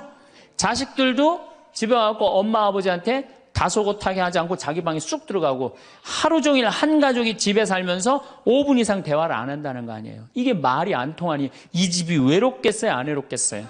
모이면 하루에 있었던 일 얘기하고 서로 그냥 다정하게 대화를 나눠야 되는데 우리가 지금 말이 안 통해, 서로. 그 외로울 수밖에 없죠. 또 언제 외로워요? 이게 이제 저하고 여러분들하고 공통적으로 느끼는 거예요. 늙어가는 걸 느낄 때, 내가 뭔가 하나씩 뺏겨가는 걸 느낄 때, 그때 외로워요. 내 젊음이 하나하나 떨어져 가는구나. 제가 굉장히 눈이 좋았어요. 1.5, 2점, 어떨 땐 2.0까지 나왔어요. 근데 요즘 핸드폰에 메시지가 오면은 일단은 내가 인상을 써요. 인상을 쓰고 이렇게 멀리 보기 시작해. 안 보이는 거, 글자가. 심지어는 내 동창들은요, 돋보기를 쓰는 동창들도 있어요, 벌써. 그래서 너 왜 돋보기를 쓰냐고 하니까 노안이 와갖고 신문이 안 보이는 거예요. 그 돋보기를 쓰고 있는 동창을 보면요, 슬프더라고요. 늙어가니까. 제가 젊었을 때 몸에 테스토스테론이 흘러 넘쳤어요. 진짜 남자다웠어요. 그래갖고 내가 눈물이라고는 한 방울도 안 흘렸어요. 얼마나 눈물을 안 흘리냐면 고등학교 2학년 때 우리 어머니 아버지가 내가 신학교 들어가기 전까지는 성당에 안 다니셨어요. 그러니까 이해가 안 됐잖아요. 반대한다고 어머니가 막 약 먹고 자살하고 막 정말로 아버지가 그 막 죽어가는 어머니를 막 끌어안고 저를 보고 뭐라고 그랬느냐면 울면서 제발 신학교 안 간다는 소리 좀 해라. 내가 그랬는데도 눈물 한 방울 안 흘린 놈이에요, 내가. 물론 우리 어머니 아직도 안 돌아가셨어요. 아직도 안 돌아가시긴 했는데 이상한 일이 벌어졌어요. 내 몸에서 이제 테스토스테론은 안 나오고 남성 호르몬은 안 나오고 에스트로겐, 여성 호르몬이 나오는 모양인 것 같아요. 지난 2월 달에 우리 김연아 선수가 동계올림픽 금메달 땄잖아요. 따갖고 그냥 더욱이 또 우리 세례 받았잖아. 근데 내 딸이 그냥 금메달 따갖고 그냥 동해물가 올라가는데 그냥 그 묵주 반지가 딱 보이는데 눈물 한 방울 딱 떨어지는데, 아니 김연아 선수 눈물 한 방울 떨어지는데 왜 내 눈에서 눈물 10방울이 떨어져? 자동이야, 자동. 요즘은 그냥 텔레비전에서 슬픈 것만 봐도 어떻게 돼요? 눈물이 뚝뚝 떨어져요. 내가 이제 늙어가고 있는 거예요. 네. 내 몸에서 이제 여성 호르몬이 나와갖고 자꾸 감성적으로 되는 거예요. 감성적으로. 반대로 여자들은 몸에서 이제 에스트로겐은 안 나오고 테스토스테론이 나와요. 남성 호르몬이 나와요. 그래갖고 50 넘은 여자들을 보면요, 여자 같은 여자는 하나도 없어요. 깡패 같은 여자들만 그냥 천재 있어요. 깡패 같은 여자. 그냥 몸에서 근데 에스트로겐이 빠져나가면은요, 여성 호르몬이 빠져나가면은요, 기억력도 같이 빠져나간대. 기억력도. 그래갖고 그냥 장을 보러 나가야 되는데 그냥 지갑을 어디다 놔뒀는지 알 길이 없는 거야. 온 집안을 다 뒤져도 지갑이 없는 거예요. 그래갖고 열받는다고 냉장고 딱 열어보니까 김치통 위에다 지갑 딱 올려놔. 아이고, 내가 왜 이럴까? 내가 왜 이럴까? 심지어는 어떤 분은 막 1층에서 2층 올라가면서 올라가는 중간에 무슨 일을 하러 올라가는지 까먹는 분도 계세요. 그런 분들 많죠? 더 심각한 분은 어떤 분이냐면 1층하고 2층 중간에 서서 고민하기 시작하는 거예요. 과연 내가 지금 2층에서 내려오고 있는 중이었을까? 1층에서 올라오고 있는 중이었을까? 깜짝깜짝 놀라는 거죠. 심지어는 저는 어떤 분까지 봤느냐면은 핸드폰을 하면서 지금 내가 핸드폰을 찾는데 내 핸드폰 어디 있지? 이러고 있는 사람들도 있어요. 그런 분들도 있어요. 늙어가는 거죠. 늙어가는 건 굉장히 슬픈 거예요. 젊음을 빼앗기는 거, 이런 것들이 자꾸 우리를 슬프게 하죠. 한숨이 나오죠.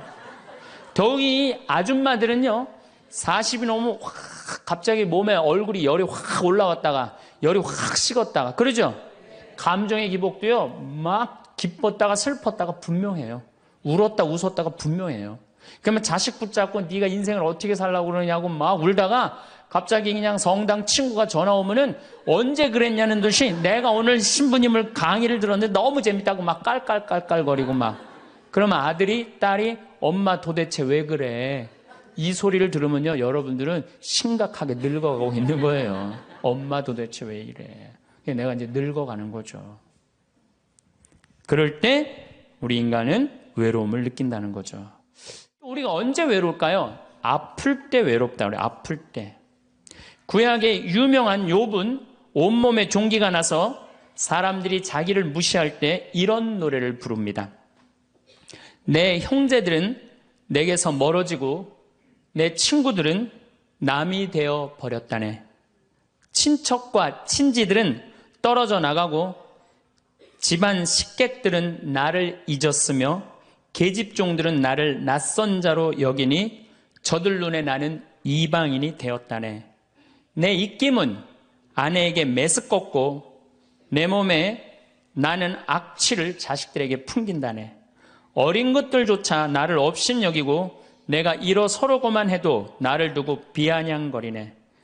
내게 가까운 동아리도 모두 나를 역겨워하고 내가 사랑하는 자들도 내게 등을 돌리는구려. 이 아픔은요, 이게 우리 인간이 아직 가장 서러울 때가 아플 때예요. 그건 내 남편도 필요 없고 자식도 필요 없을 때가 굉장히 많죠. 그렇죠? 아플 땐 그래요. 어떤 분이 그런 얘기를 하더라고요. 나하고 나이가 비슷한 분인데 자기가 고등학교 때 엄마가 참 자기를 사랑했는데도 불구하고 하루는 굉장히 토했대요. 근데 밤새 토했는데 엄마가 나 토하는 걸 아는데도 문 한 번 안 열어봤을 때 그렇게 외롭고 쓸쓸하고 지금도 그 20몇 년 전 그 생각을 하면은 지금도 외롭고 섭섭하다는 거예요. 그러니까 우리가 가장 서러움을 많이 느낄 때 언제 서러움을 많이 아플 때 나한테 무심하게 대할 때 우리가 서러움을 많이 느낀다는 거죠.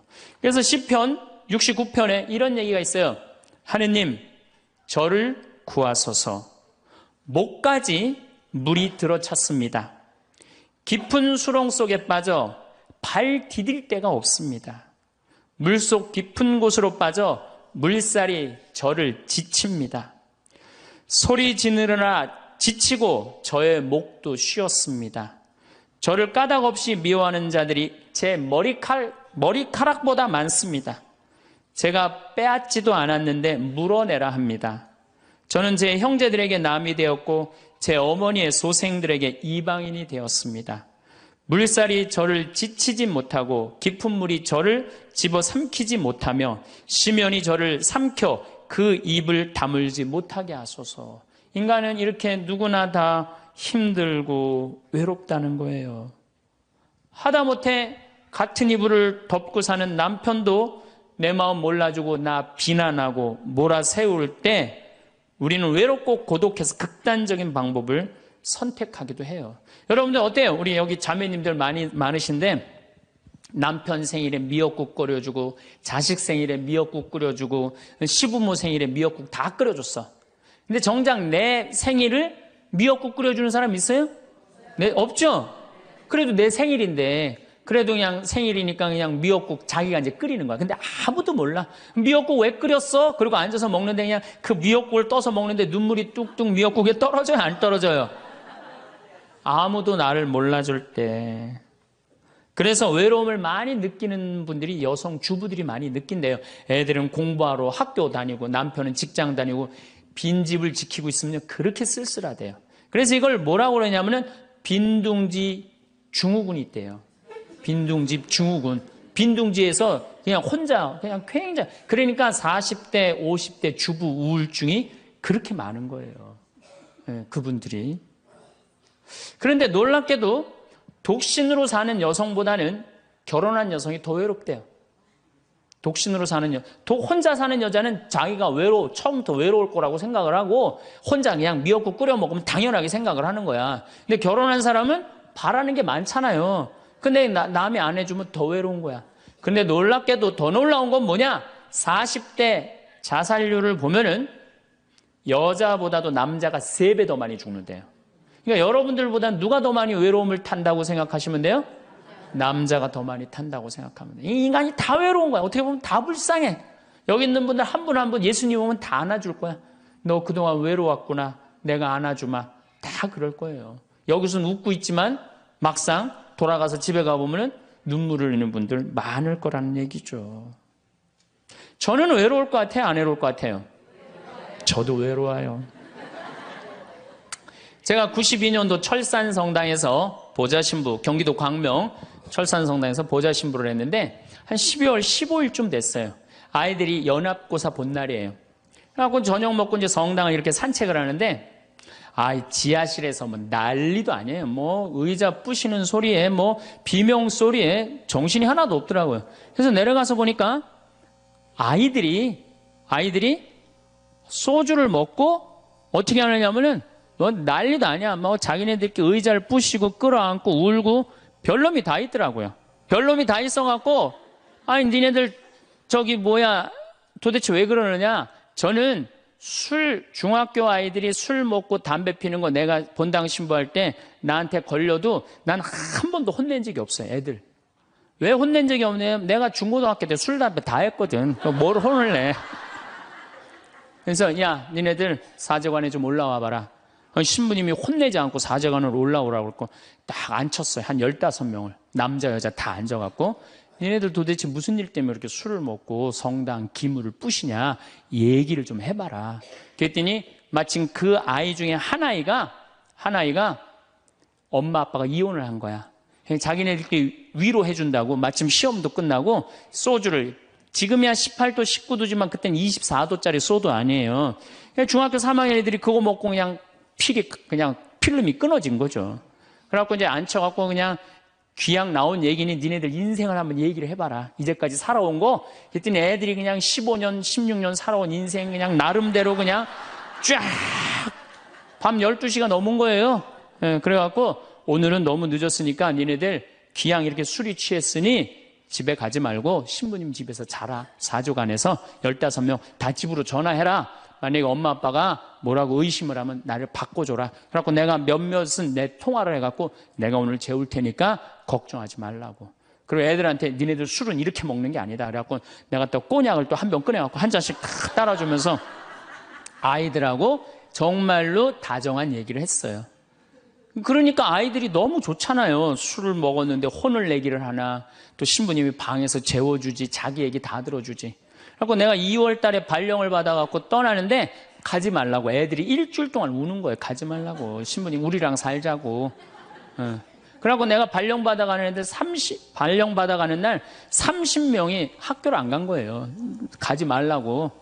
그래갖고 제가 이제 수원으로 이제 발령을 받아갔는데 토요일만 되면은 전철을 타고 내려오는 거예요. 토요일만 되면은 30명이.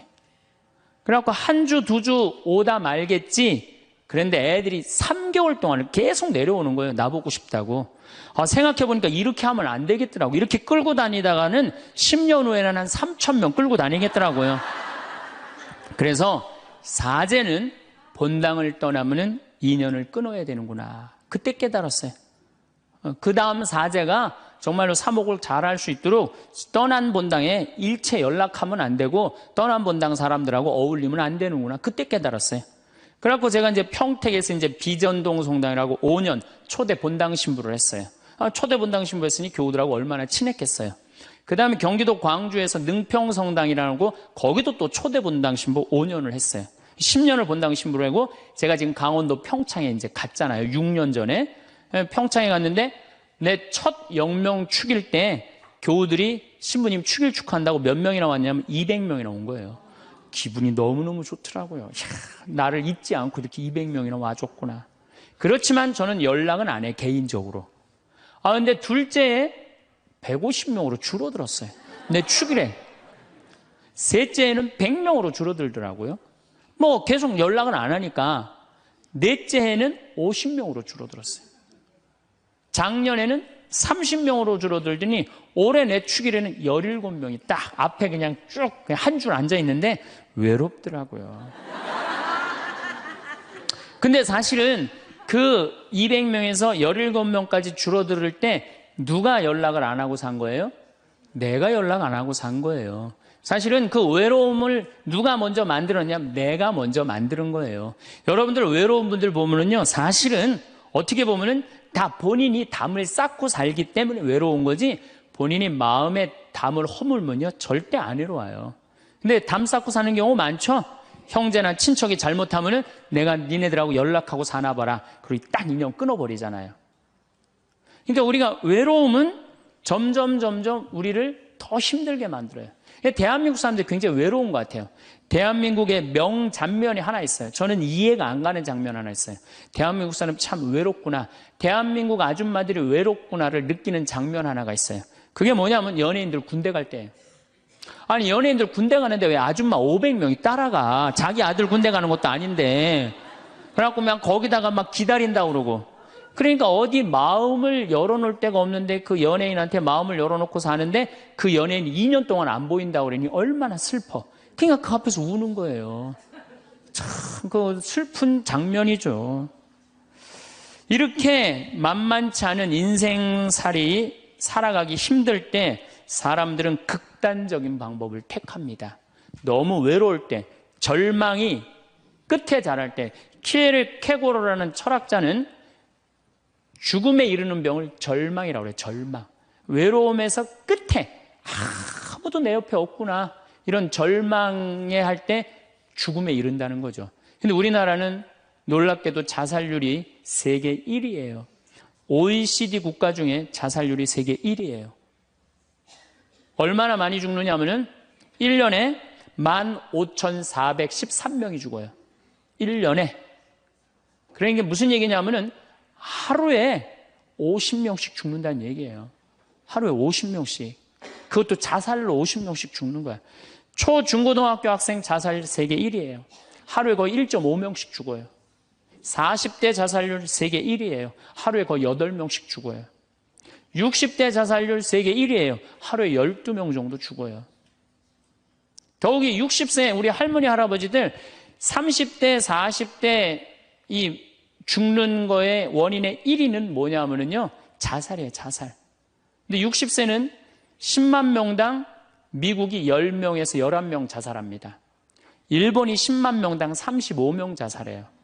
근데 우리나라가 10만 명당 몇 명이 자살하냐면 71명이 자살해요. 그러니까 대한민국의 할머니 할아버지들이 더 외로움. 그러니까 우리나라는 애들도 외롭고 어른들도 외롭고 할머니 할아버지도 외로운 거예요. 그러니까 자살하는 거죠. OECD 경제개발협력기구 국가 중에 자살률이 제일 없는 나라가 어느 나라냐면 그리스라는 나라예요. 이 나라는 몇 명이 자살하느냐면 10만 명당 2.6명이 자살을 해요. 2.6명이. 근데 우리나라는 10만 명당 몇 명이 자살하면 28명이 자살해요. 대한민국이 이게 외로움병이 너무 센 거예요. 그러니까 10만 명당 28명이나 자살을 하는 거죠. 여러분들 죽는 원인을 보면 1위가 암이야. 암. 1위가 암이고 2위가 뇌질환이야. 뇌질환. 3위가 심장질환이에요. 3위가 심장질환. 4위가 뭐냐면 바로 자살이에요. 그러니까 자살은 큰 병이라는 거죠. 대한민국을 병들게 하는 큰 병이라는 거죠. 자식한테 버림받고 아내한테 버림받고 사회에서 버림받고 더 이상 사회에서 필요 없다는 생각, 더 이상 이 세상에서 살아갈 이유가 없다고 생각할 때 자살이라는 걸 선택한다는 거죠. 우리가 여러분들 이 죽음이라는 게 얼마나 무서운 거예요. 어떤 사형수가 교수대에 올라가다가 그 교수대에 올라가는 계단이 썩었나 봐요. 그래갖고 계단에 딱 떨어졌어. 미끄러져갖고 떨어지고 한 말 있잖아요. 하마터면 죽을 뻔했다고. 바로 죽기 직전까지 우리 인간은 무슨 끈을 놓지 않아요? 삶의 끈을 놓지 않아요. 그럼에도 불구하고 죽음을 선택한다는 건 그만큼 괴롭다는 거예요. 그러니까 대한민국이 자살이 많다는 이유는 뭐냐면은 누가 잘못 사는 거냐면 우리가 잘못 사는 거예요. 우리 종교인들이 잘못 살아서 그래요. 아니 그런 외로운 사람들 위로가 되려고 예수님이 이 세상에 왔는데 우리가 위로가 안 되는 거죠. 그러니까 그냥 끈이 없다고 생각하니까 그냥 목숨을 끊는 거죠. 얼마 전에 유명 교수님이 왕따 당한다고 목숨을 끊었어요. 또 서울대학 다니는 아이들도 외롭다고 죽는 아이들도 많아요. 그러니까 외로운 거는 못난 사람들도 외로움을 느끼지만 어떤 사람들도 외로움을 느껴요? 잘난 사람들도 외로움을 느껴요. 그래서 사람들은 이래요. 나는 미치도록 외롭다. 죽고 싶을 정도로 외롭다는 말을 해요. 미치도록 외롭다는 말. 여러분들 현대인들이요. 한 번은 60% 정도는 살아가면서 우울증에 걸린대요. 한 번은. 여기 계신 분들 중에 지금 군대 가는 아이들 멘탈 테스트를 해보면요. 한 50% 이상이 한 번은 제정신이 아닌 상태래요. 멘탈 테스트를 해보면은. 그러니까 여기 계신 분 두 분 중에 한 분은 지금 제정신이 아닌 거예요. 반은 제정신 아닌 상태로 지금 앉아 있는 거예요. 신부님, 저는 제정신인 것 같은데요. 그분은 완전히 도루신 분이에요. 왜 제정신이 아닌 상태에서 우리가 지금 살고 있느냐? 텔레비전 보면요, 기가 막힌 거 많이 나와요. 보험금 타먹는다고 한 10년 전에 자식 손가락 자른 아버지 생각나시죠? 네. 그리고 얼마 전에는 초등학교, 중학교 애들이 초등학교를 발로 차갖고 그냥 공중에 뜬 거 재밌다고 동영상 찍어갖고 올려놓은, 그 제정신이에요? 제정신 아니에요? 제정신 아니에요. 부모가 자식 죽이고, 자식이 부모 죽이고, 남편이 아내 죽이고, 아내가 남편 죽이고, 이게 우리가 다 제정신이 아니에요. 100년 전 조선시대 사람들을 데려다 놓고, 100년 전 조선시대 사람을 데려다 놓고 한번 여러분들 요즘 사회 뉴스를 한번 보게 하세요. 그 사람 미칠 것 같아요? 안 미칠 것 같아요? 근데 여러분들은 그거 매일 죽이고 살인하고 강간하고 뭐 아이들만 성추행하고 이러는 거 보는데도 여러분들 왜 안 미쳐요? 이미 어느 정도 미쳐 있어. 미쳐 있기 때문에 그걸 봐도 안 이상한 거예요. 그러니까 우리가 잃어버린 마음을 찾아야 된다는 거죠. 잃어버린 마음을. 그러니까 외로운 사람들끼리 서로 모여서 서로 위로가 돼야 되는데, 외로운 사람들이 뭘 하느냐면 컴퓨터 게임에 미쳐 있는 거예요. 컴퓨터 다 사람은 안 만나고 기계만 만나는 거예요. 그러니까 더 미치는 거죠. 더 미치는 거예요. 그래서 우리가 이런 외로움을 극복하려고 그러면은 정말로 서로 사랑해야 돼요. 예수님 말씀처럼 우리가 서로 사랑해야 돼요. 서로를 배려해주고 서로를 신경 써주고. 근데 우리는 이게 서로 사랑하고 서로 배려해주는 게 부족한 거죠. 굉장히 이기적으로 사는 거죠. 이기적으로. 그럼 여러분들은 언제 외로움을 정말로 극단적으로 느끼느냐? 자식한테 기댈 때. 특히 여기 계신 여러분들은 언제 더 많은 외로움을 느끼냐면, 늙어서 자식이 나한테 잘해주겠지, 이런 마음 먹는 분들은요 외로워요. 딸이 나한테 잘해주겠지, 늙어서 나 용돈도 주고 내가 고생해서 키워놨으니까 나 호강시켜주겠지, 이런 생각하는 분들은요 외로울 수밖에 없어요. 자식은요 잘 키워도 소용없고 못 키워도 소용없는 게 자식이에요. 자식은 그저 고등학교 3학년 때까지 키우고 끝나야지, 그 다음 욕심내면요 여러분들 외로울 수밖에 없어요. 그러면은 못 키운 자식이 왜 소용없어요? 그냥 중고등학교 때 속색이는 놈 커서도 속색이에요. 직장도 못 들어가고 그냥 빌빌거리고, 그리고 또 결혼해도 제대로 살지도 못하고 그냥 또 이혼해갖고 그냥 손자 그냥 나한테 맡겨갖고 힘들어. 그러니까 자식은 못 키우는 자식 소용없어요. 그러면은 잘 키우는 자식은 왜 소용없느냐? 잘 키운 건 더 소용없어요. 그냥 좋은, 여기 지금 서울대학 여기 가까이 있잖아요. 며칠 전에도 내가 서울대학 가서 강의를 했는데, 똑똑해. 정말 누가 봐도 잘 키워놨고 잘라놨어. 빛이 번쩍번쩍 나. 서울대학 졸업하고 난 다음에 삼성에 취직을 했어. 그래갖고 아들이 양복을 입고 출근하는데 너무 보기가 좋은 거야. 그렇게 잘 논 아들일수록 더 여우 같은 며느리가 나타나갖고 낚아채 가는 거예요. 더 여우 같은 며느리가 낚아채 가는 거예요. 그럼 낚아채 가면 그날로 끝나는 거예요. 그날로. 그러니까 어차피 자식은 떠나게 돼 있어요. 어차피 자식은 떠나게 돼 있어요. 그러니까 여러분들 이제는 내가 자식한테 내 인생을 기대한다 생각하지 말라는 거예요. 더욱이 여러분들 자식들 정말로 사랑으로 키워요? 태어나갖고 자식들 사랑으로 키워요? 맨날 방에 가둬놓고 공부해라 그러지 않아요? 맨날 공부해라고. 그래서 여러분들 이 생각만 하면 돼. 내가 어렸을 때 자식하고 다정하게 맛있는 거 먹으러 다니고 놀러도 다니고, 그리고 난 다음에 대화도 막 늘 살갑게 한 엄마는 늙어서 자식이 먹으러도 다니고 놀러도 다니고 대화해줘요. 근데 어렸을 때 그냥 방에만 가둬놓고 매일 그냥 공부만 시키고 학원에 그냥 계속 가둬갖고 공부만 시킨 부모님들은 늙어서 자식이 어떻게 할 것 같아요? 방에 가둬놓고 밥만 먹이는 거, 밥만. 그리고 이제 완전히 이제 늙어갖고 움직이지 못할 때 어떻게? 학원에 그냥 계속 가두듯이 이제는 그냥 양로원에 그냥 가둬갖고 그냥 거기서 살라고 그래. 그냥 자식들한테 공부해라 그런 부모님들, 이거 심각하게 이거 고민해야 돼요. 그런 분들은 더 외로울 수밖에 없어. 더 외로울 수밖에 없어. 그러니까 보통 이제 초등학교 이제 1학년, 2학년 애들이 막 너무 6, 7살까지는 이쁘다가 초등학교 들어가면 막 공부를 안 하고 그러면요. 애들한테 엄마가 막 폭언을 하기 시작해요. 폭언을 하기 시작해요. 그래갖고 성적표를 받아왔는데 40점, 50점 이렇게 받아오면은 애들한테 그래요. 너 밥이 넘어가냐고. 어? 네가 잠이 오냐고. 너 지금 텔레비 봐야 되느냐고. 어? 그래갖고 그냥 보통 공부 못하는 애들이 성격이 느긋한 애들이 공부 못해요. 내일 시험이라도 걱정 안 하고 느긋하게 있는 애들이 공부 못하는 거예요. 그렇죠? 그럼 그거 보고 있으면 엄마가 불이 나요, 안 나요? 그래서 느긋한 성격 가진 애를 그냥 괴롭히기 시작해요. 욕을 해대는 거야. 초등학교 6년 욕을 한단 말이야. 그럼 애가 6년 지나가면 성격이 삐뚤어져요. 공부 못해도 우리 아들 착하다, 우리 딸 예쁘다, 우리 아들 성격 좋다. 그러면 6학년 때까지 성격 안 삐뚤어지거든요. 근데 6년 내내 엄마가 욕을 하는 거야. 너 같은 인간이 밥을 내가 너를 놓은 게 내가 너 놓고 미역국 먹은 게 내가 후회된다 막 이러니 6년 동안 애가 그냥 삐뚤어지는 거야. 이제 중학교 올라가면 더 삐뚤어지는 거죠. 중학교 올라가면 엄마가 더 극단적으로 아이하고 싸우는 거예요. 그러니까 중학교 되면 애가 엄마랑 같이 있고 싶지 않은 거예요. 그래서 어디 좀 놀러 가자고 그래도 어떻게 엄마 아빠나 갔다 오라고 외로울 수밖에 없는 거죠. 고등학교까지 되면은 완전히 빗나가게 되면 심한 아이들은 어떤 경우도 있느냐면요. 정신질환까지 앓는 아이들도 있어요.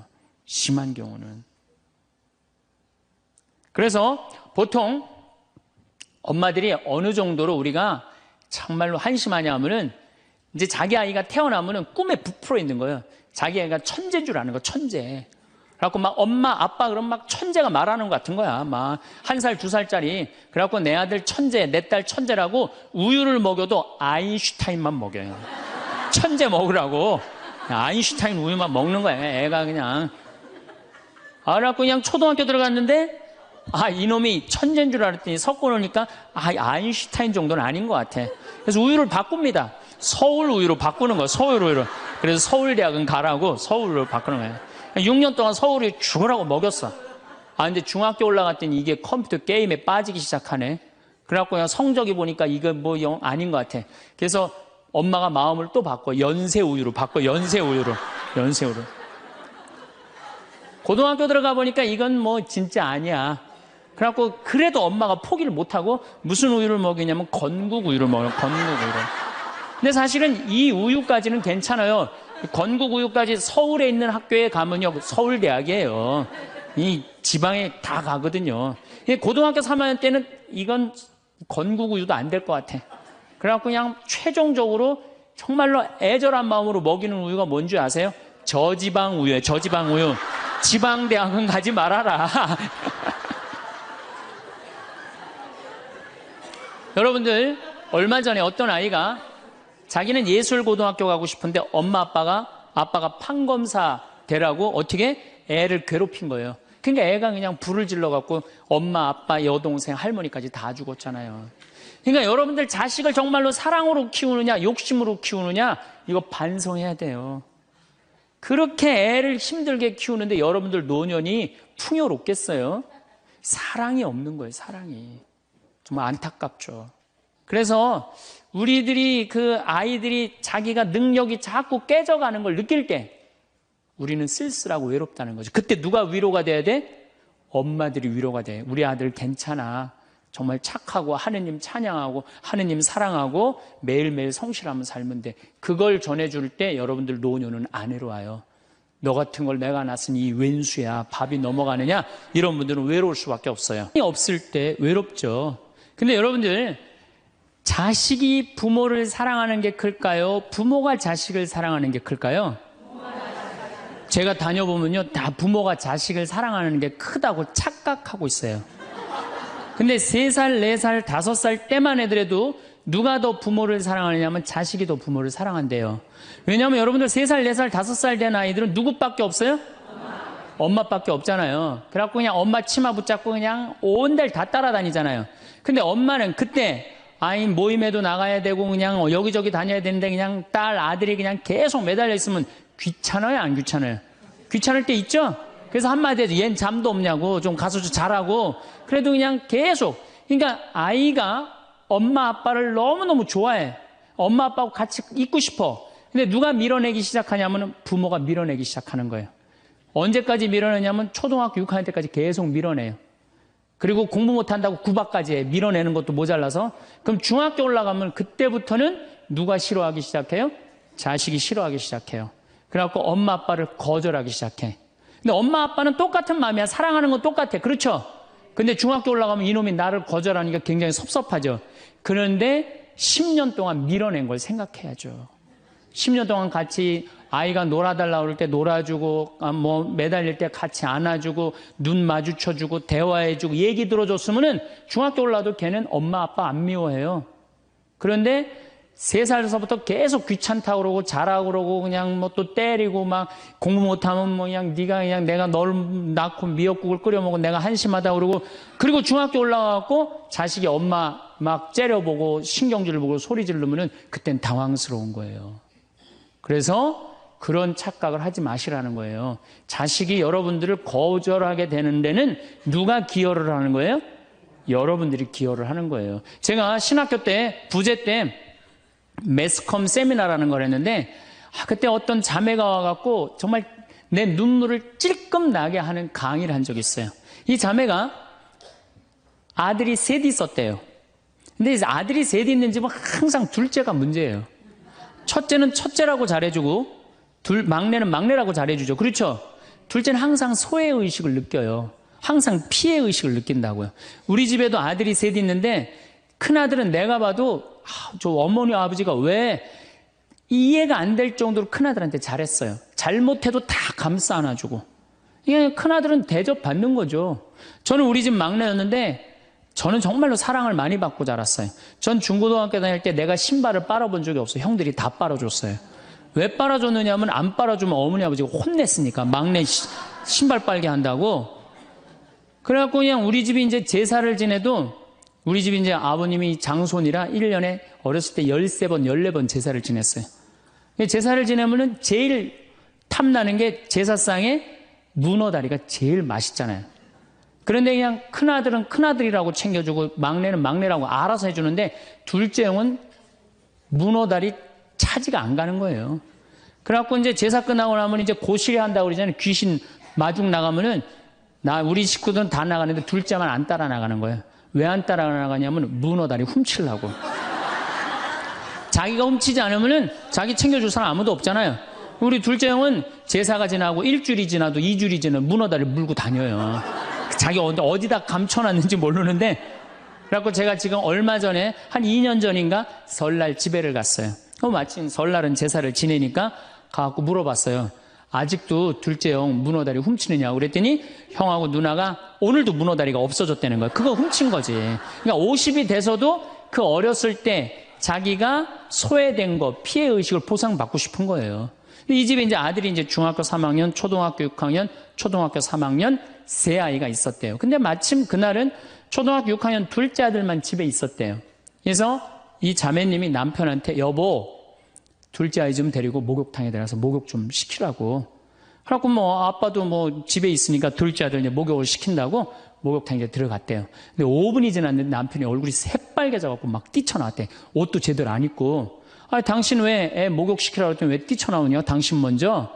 여보, 내가 목욕을 하러 들어갔는데 저놈이 이상한 말을 한다는 거예요. 그래서 무슨 말을 하느냐고. 아니 나도 벗고 이제 자기도 이제 둘째 아들도 옷을 벗었는데 딱 옷을 벗었는데 둘째 아들이 눈을 똑바로 뜨고 아버지한테 그러더래요.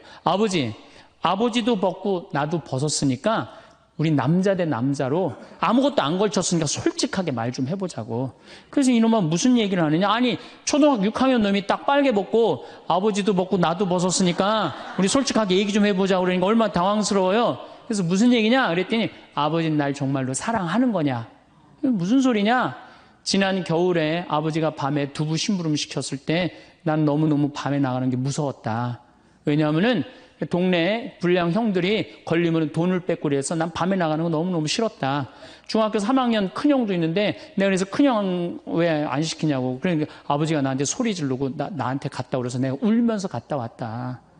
내가 그렇게 무서운데 얼마나 내가 서러웠는지 알았느냐. 그 아버지 나 사랑하는 거냐. 내가 그렇게 마음고생하는 걸 아냐. 뭐 아버지 할 말 없지.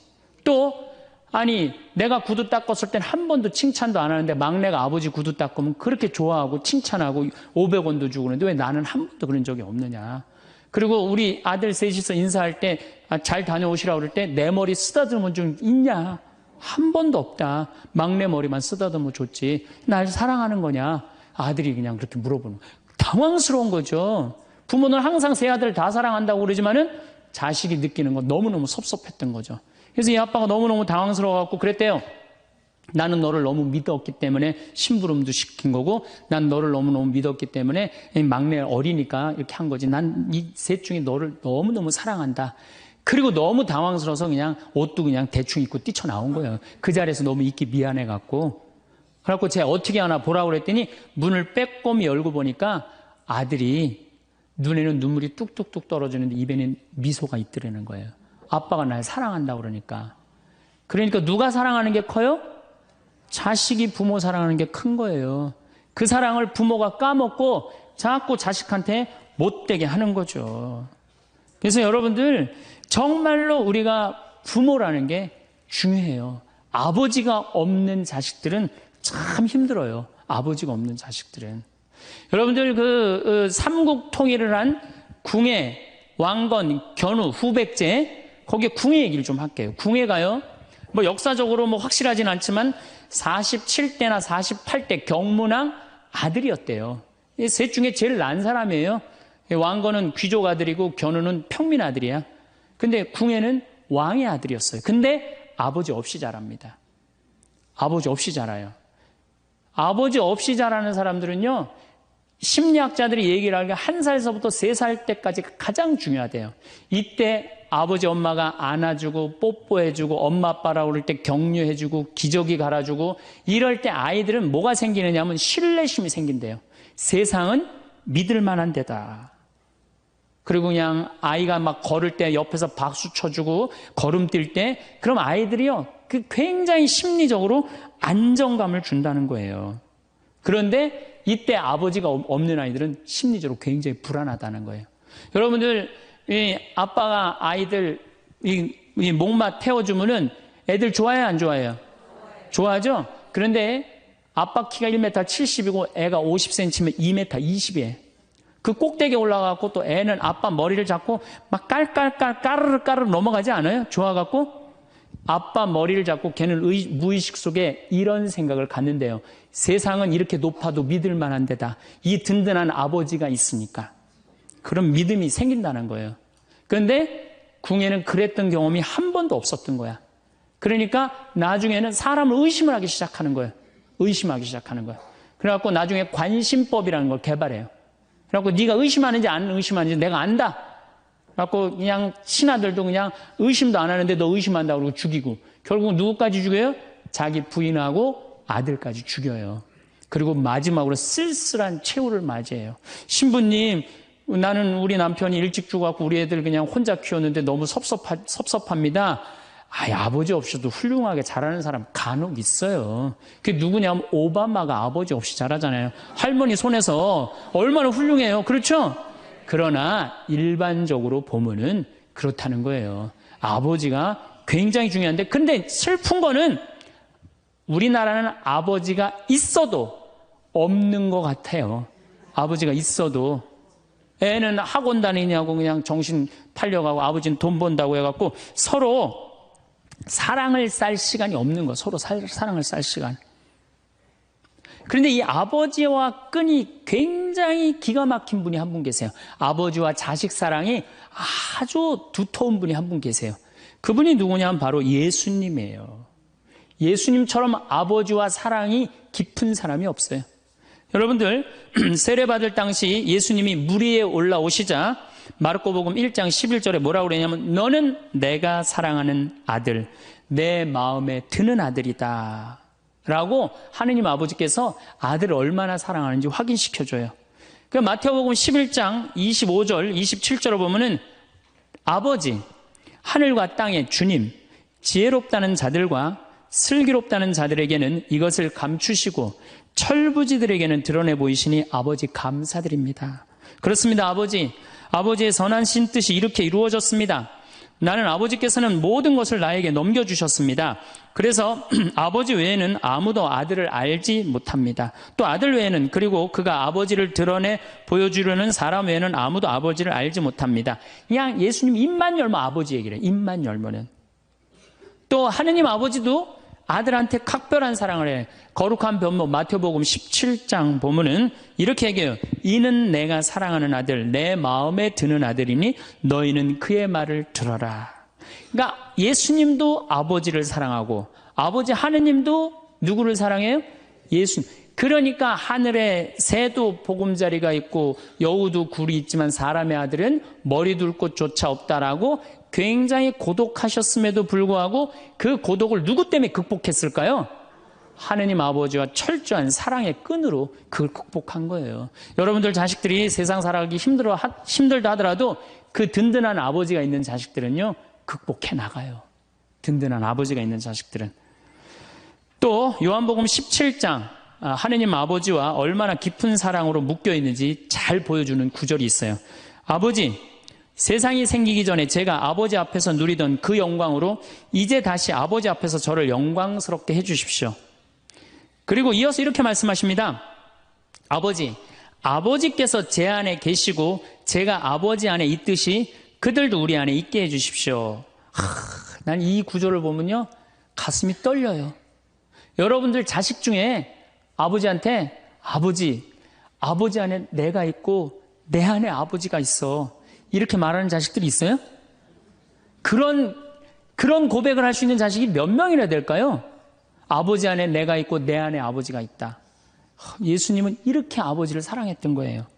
의로우신 아버지, 세상은 아버지를 알지 못하였지만 저는 아버지를 알고 있습니다. 저는 그들에게 아버지 이름을 알려주었고 앞으로도 알려주겠습니다. 아버지께서 저를 사랑하신 그 사랑이 그들 안에 있고 저도 그들 안에 있게 하려는 것입니다. 예수님은 그 말씀을 하고 난 다음에 유다의 배반으로 붙잡히세요. 그러니까 예수님은 활동 시작할 때부터 아버지 얘기 시작해갖고 마지막 끝날 때까지 아버지 얘기한 거야. 아버지하고 이야기를 하는 거를 멈추지 않으십니다.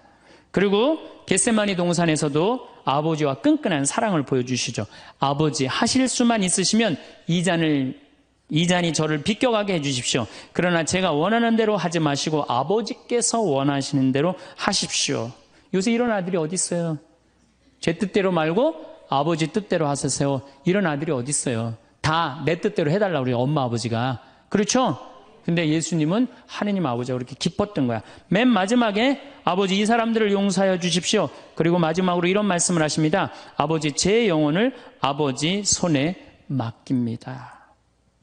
그러니까 이 아버지와 철저한 끈으로 묶여 있었던 예수님은 그 마지막 제자들이 다 버리고 도망갔어도 그 아버지에 대한 사랑, 내 안에 아버지가 있고 아버지 안에 내가 있다는 그 기가 막힌 사랑으로 극복하시고 인류 구원의 문을 여신 거예요. 그렇다면 우리나라 아버지들도 이런 아버지가 돼야지.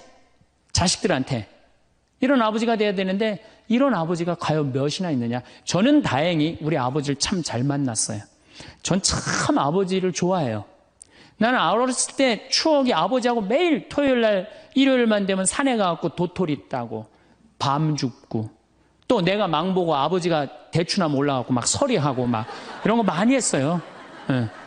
그래갖고 막 걸려갖고 막 대추밭 주인한테 막 욕먹으면 그냥 얘는 누구냐고 그러면 우리 막내 아들이라고 그러면 그냥 막내 아들 데리고 좋은 거 가르쳐 준다고 그냥. 그리고 어렸을 때 아버지하고 추억 중에 웅덩이가 있어요. 웅덩이. 거기에 퍼내면 그 미꾸라지. 그 진흙 안에 미꾸라지 그걸 잡아내는 정말 그런 추억들이요. 그러니까 지금도 80이 된 아버지를 보면 행복한 거예요. 그리고 시간만 되면 그 아버지 보러 가고 싶고. 그러니까 이제는 효도는 없어요. 뭐만 남아있어? 사랑만 남아있는 거예요. 추억만 남아있는 거예요. 자식하고 얼마나 좋은 시간을 많이 가졌느냐에 따라서 늙었을 때 안 외롭다는 거예요. 어렸을 때 자식하고 한 번도 놀아준 적이 없어. 10살 때까지 놀아줘야 된다는 거예요. 근데 10살 때까지 한 번도 놀아준 적이 없으면은 자식이 늙은 부모들 한 번도 같이 안 놀아준다 이거예요. 그러니까 늙어서 외로운 거는 자식이 못 돼서가 아니라 누가 싸놓은 업보야? 그렇죠. 그러니까 섭섭할 필요 없어요. 자, 그렇다면은 사랑이 없는 엄마, 사랑이 없는 아버지, 엄마도 없고 아버지도 없는 이 세대는 외로울 수밖에 없어요. 그리고 그들은 어차피 떠나게 돼 있어요. 그렇다면 여러분들 옆에 남아있는 건 누구밖에 없어요? 남편. 그렇죠. 50살에 자식들 떠나면 50부터 100살까지 여러분들 옆에 남아있을 수 있는 유일한 사람은 남편밖에 없어요. 근데 여러분들 그 남편한테 잘해요? 옛날에는요, 부모한테 자식이 전부였어요. 왜 옛날에는 부모한테 자식이 전부였느냐면 20살에 결혼해갖고 내가 40살이 되면은 자식이 20살이 돼요. 그러면은 되게 50살까지 밖에 못 살았어요. 그럼 자식이 몇 년 효도하면 되냐면 10년만 효도하면 돼요. 그러면 알아서 죽어줘 주니까. 그러니까 옛날엔 자식이 부모한테 애절했어요? 안 애절했어요? 애절했어요. 그리고 20살 먹은 아들이 왜 50살 먹은 부모한테 죽지 말라고 왜 그렇게 손가락 깨물어서 입에 단지해주고 허벅지 살 잘라갖고 울며 불며 죽지 말라고 그랬을까요? 20살 된 이 아들은 동생이 17살, 14살, 11살, 8살, 5살, 2살 동생이 줄줄이 있는 거야. 근데 엄마 아빠가 지금 죽으면 이거 누가 키워야 돼? 자기가 키워야 되니까 죽지 말라고 그러는 거예요. 죽어도 이거 누구까지 다 키우고 죽어? 막내까지 키우고 죽어라 이거야. 근데 만약에 우리 엄마 아버지가 막내까지 다 키웠다? 그러면 엄마 아버지 나이가 60이 되는 거예요. 그래서 60까지 산 부모한테 너무 고맙다고 차려준 잔치가 환갑잔치예요. 근데 이 환갑진갑 다 받아먹고 갈 생각을 해요, 안 해요? 안 하잖아요. 이게 큰 문제예요. 그러니까 자식이 모시다가 지치는 거예요. 그러니까 부모 60, 70부터는요 부모 관심 없어요. 그러면은 50 넘어서는 누가 옆에 있어요? 남편밖에 없어요. 여러분들 지금 우리나라 100살 이상이 몇 명이냐면 2,500명이에요. 100살 이상이. 90세 이상이 몇 명이냐면 9만 명이에요. 80세 이상은 몇 명이냐면 80만 명이에요. 70세 이상은 몇 명이냐면 240만 명이에요. 그러니까 이제 안 죽어. 안 죽어요. 여기 죄송하지만 60세 넘으신 분들 손 들어보세요. 손 들어 괜찮아요. 이게 문제라는 거예요, 이게. 자식은 이미 떠나 있고 50 넘었고 60 넘어갖고는 누가 옆에 있어요? 남편밖에 없어요. 그러면은 자식한테 잘해야 됩니까? 남편한테 잘해야 됩니까? 남편한테 잘해야 돼요. 우리나라는요 안사람 바깥사람 제도가 있어요. 그래갖고 안사람은 집에서 애 놓다 죽고 바깥사람 바깥에서 돈 벌다 죽었어요. 근데 이게 의술이 좋고 영양이 좋고 고생을 안 하다 보니까 바깥사람이 50이 넘어도 안 죽는 거야. 안 죽어갖고 직장에서 쫓겨나갖고 집안에 들어와서 안사람이 돼버려요. 딱 안방에 이제 들어앉아 있는 거죠. 예. 근데 집안에 들어와갖고 부인 일을 도와주면 좋은데 도와줘요, 안 도와줘요? 안 도와주고 그냥 할 일 없으니까 마누라 하는 일 챙겨내, 안 챙겨내요? 챙겨내죠? 이게 미치는 거지, 그때부터. 젊었을 때는 맛있는 거 차려놓고 여보 일찍 들어와. 그래도 생전 안 들어오더니 이제 50 넘어서는 굳이 집에 안 들어와도 되는데 때 따라 철 따라 집에 들어오네. 그러니까 여러분들이 자식들 품에 안 하고 키울 때는 외로운지 몰라요. 그렇죠? 그래서 자식 떠나고 나면은 체인징 파트너를 해요. 이쁜 자식은 떠나고 쭈글쭈글한 남편이 돌아오는 거야. 그런데 50부터 110살까지 살려면은 젊었을 때 같이 여행 다니는 추억도 있어야 되고 젊었을 때 사랑도 쌓여 있어야지 50 넘어갔고 100살까지 있고 추억 먹고 살 거 아니에요. 근데 그런 추억이 하나도 없어. 그 50 넘어갖고 와갖고 그냥 잔소리만 하고 그냥 그러면은 그 남편이 싫은 거예요. 그러니까 서로 한 집에 살지만은 각방 따로 쓰고 외롭게 사는 거죠. 그래도 여러분들은 괜찮아요. 여러분들은, 우리 신부들은요 진짜 불쌍해요. 생각을 해봐요. 20살에 신학교 들어갔어요. 그래서 30에 신부 돼요. 그래갖고 옛날엔 75세 은퇴였어요. 75세 은퇴.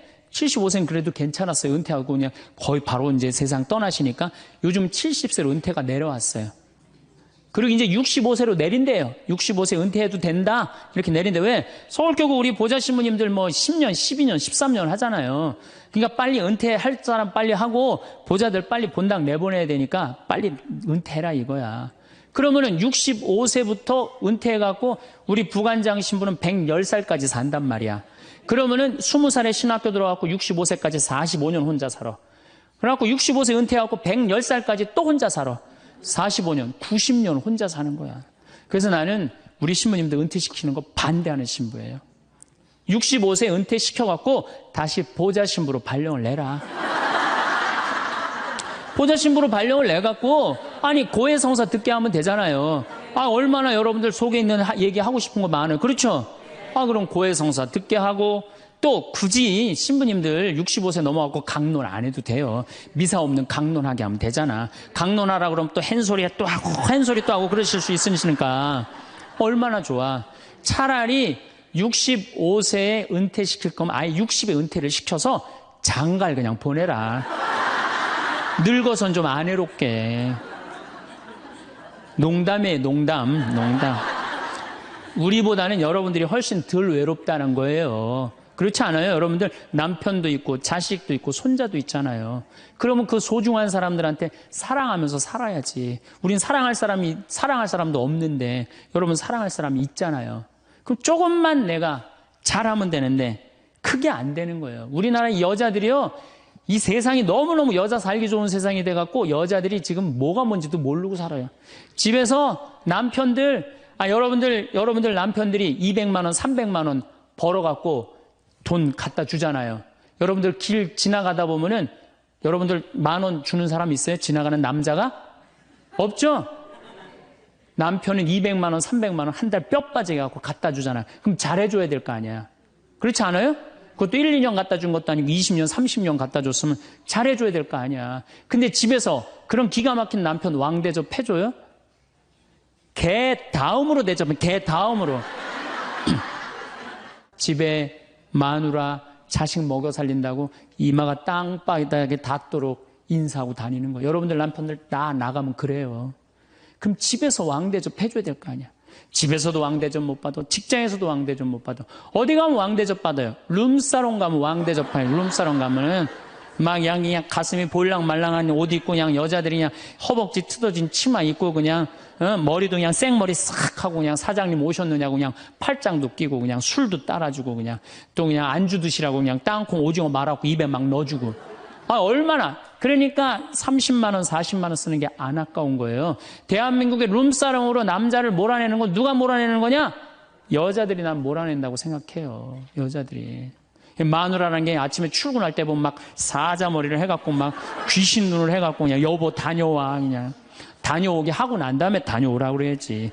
예쁘게 차려입고 문 입구에서 여보 다녀와. 그러면 내가 이렇게 이쁜 마누라 있는 집에 돌아와야 돼. 그런 마음으로 나가서 일할 거 아니에요. 사자머리 밥도 제대로 안 챙겨주고 그냥 다녀오라고 그러고. 또 대한민국 남자들은 또 착해요. 또 다녀오랜다고 저녁에 여보 나 다녀왔어. 예.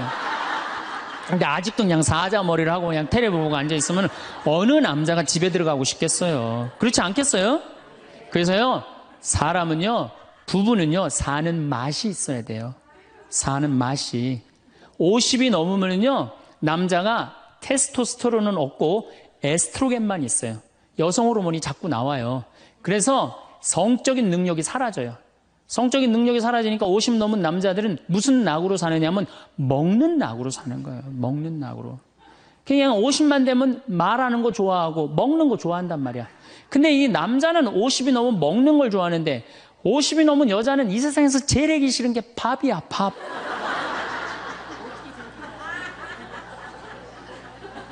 그러니까 그냥 둘이 사는데 왜 김치찌개를 끓여도 한솥 끓여. 그냥 하기 싫으니까 귀찮으니까 한솥 끓여갖고 그냥 다음날 아침에 그냥 그거 졸여갖고 아침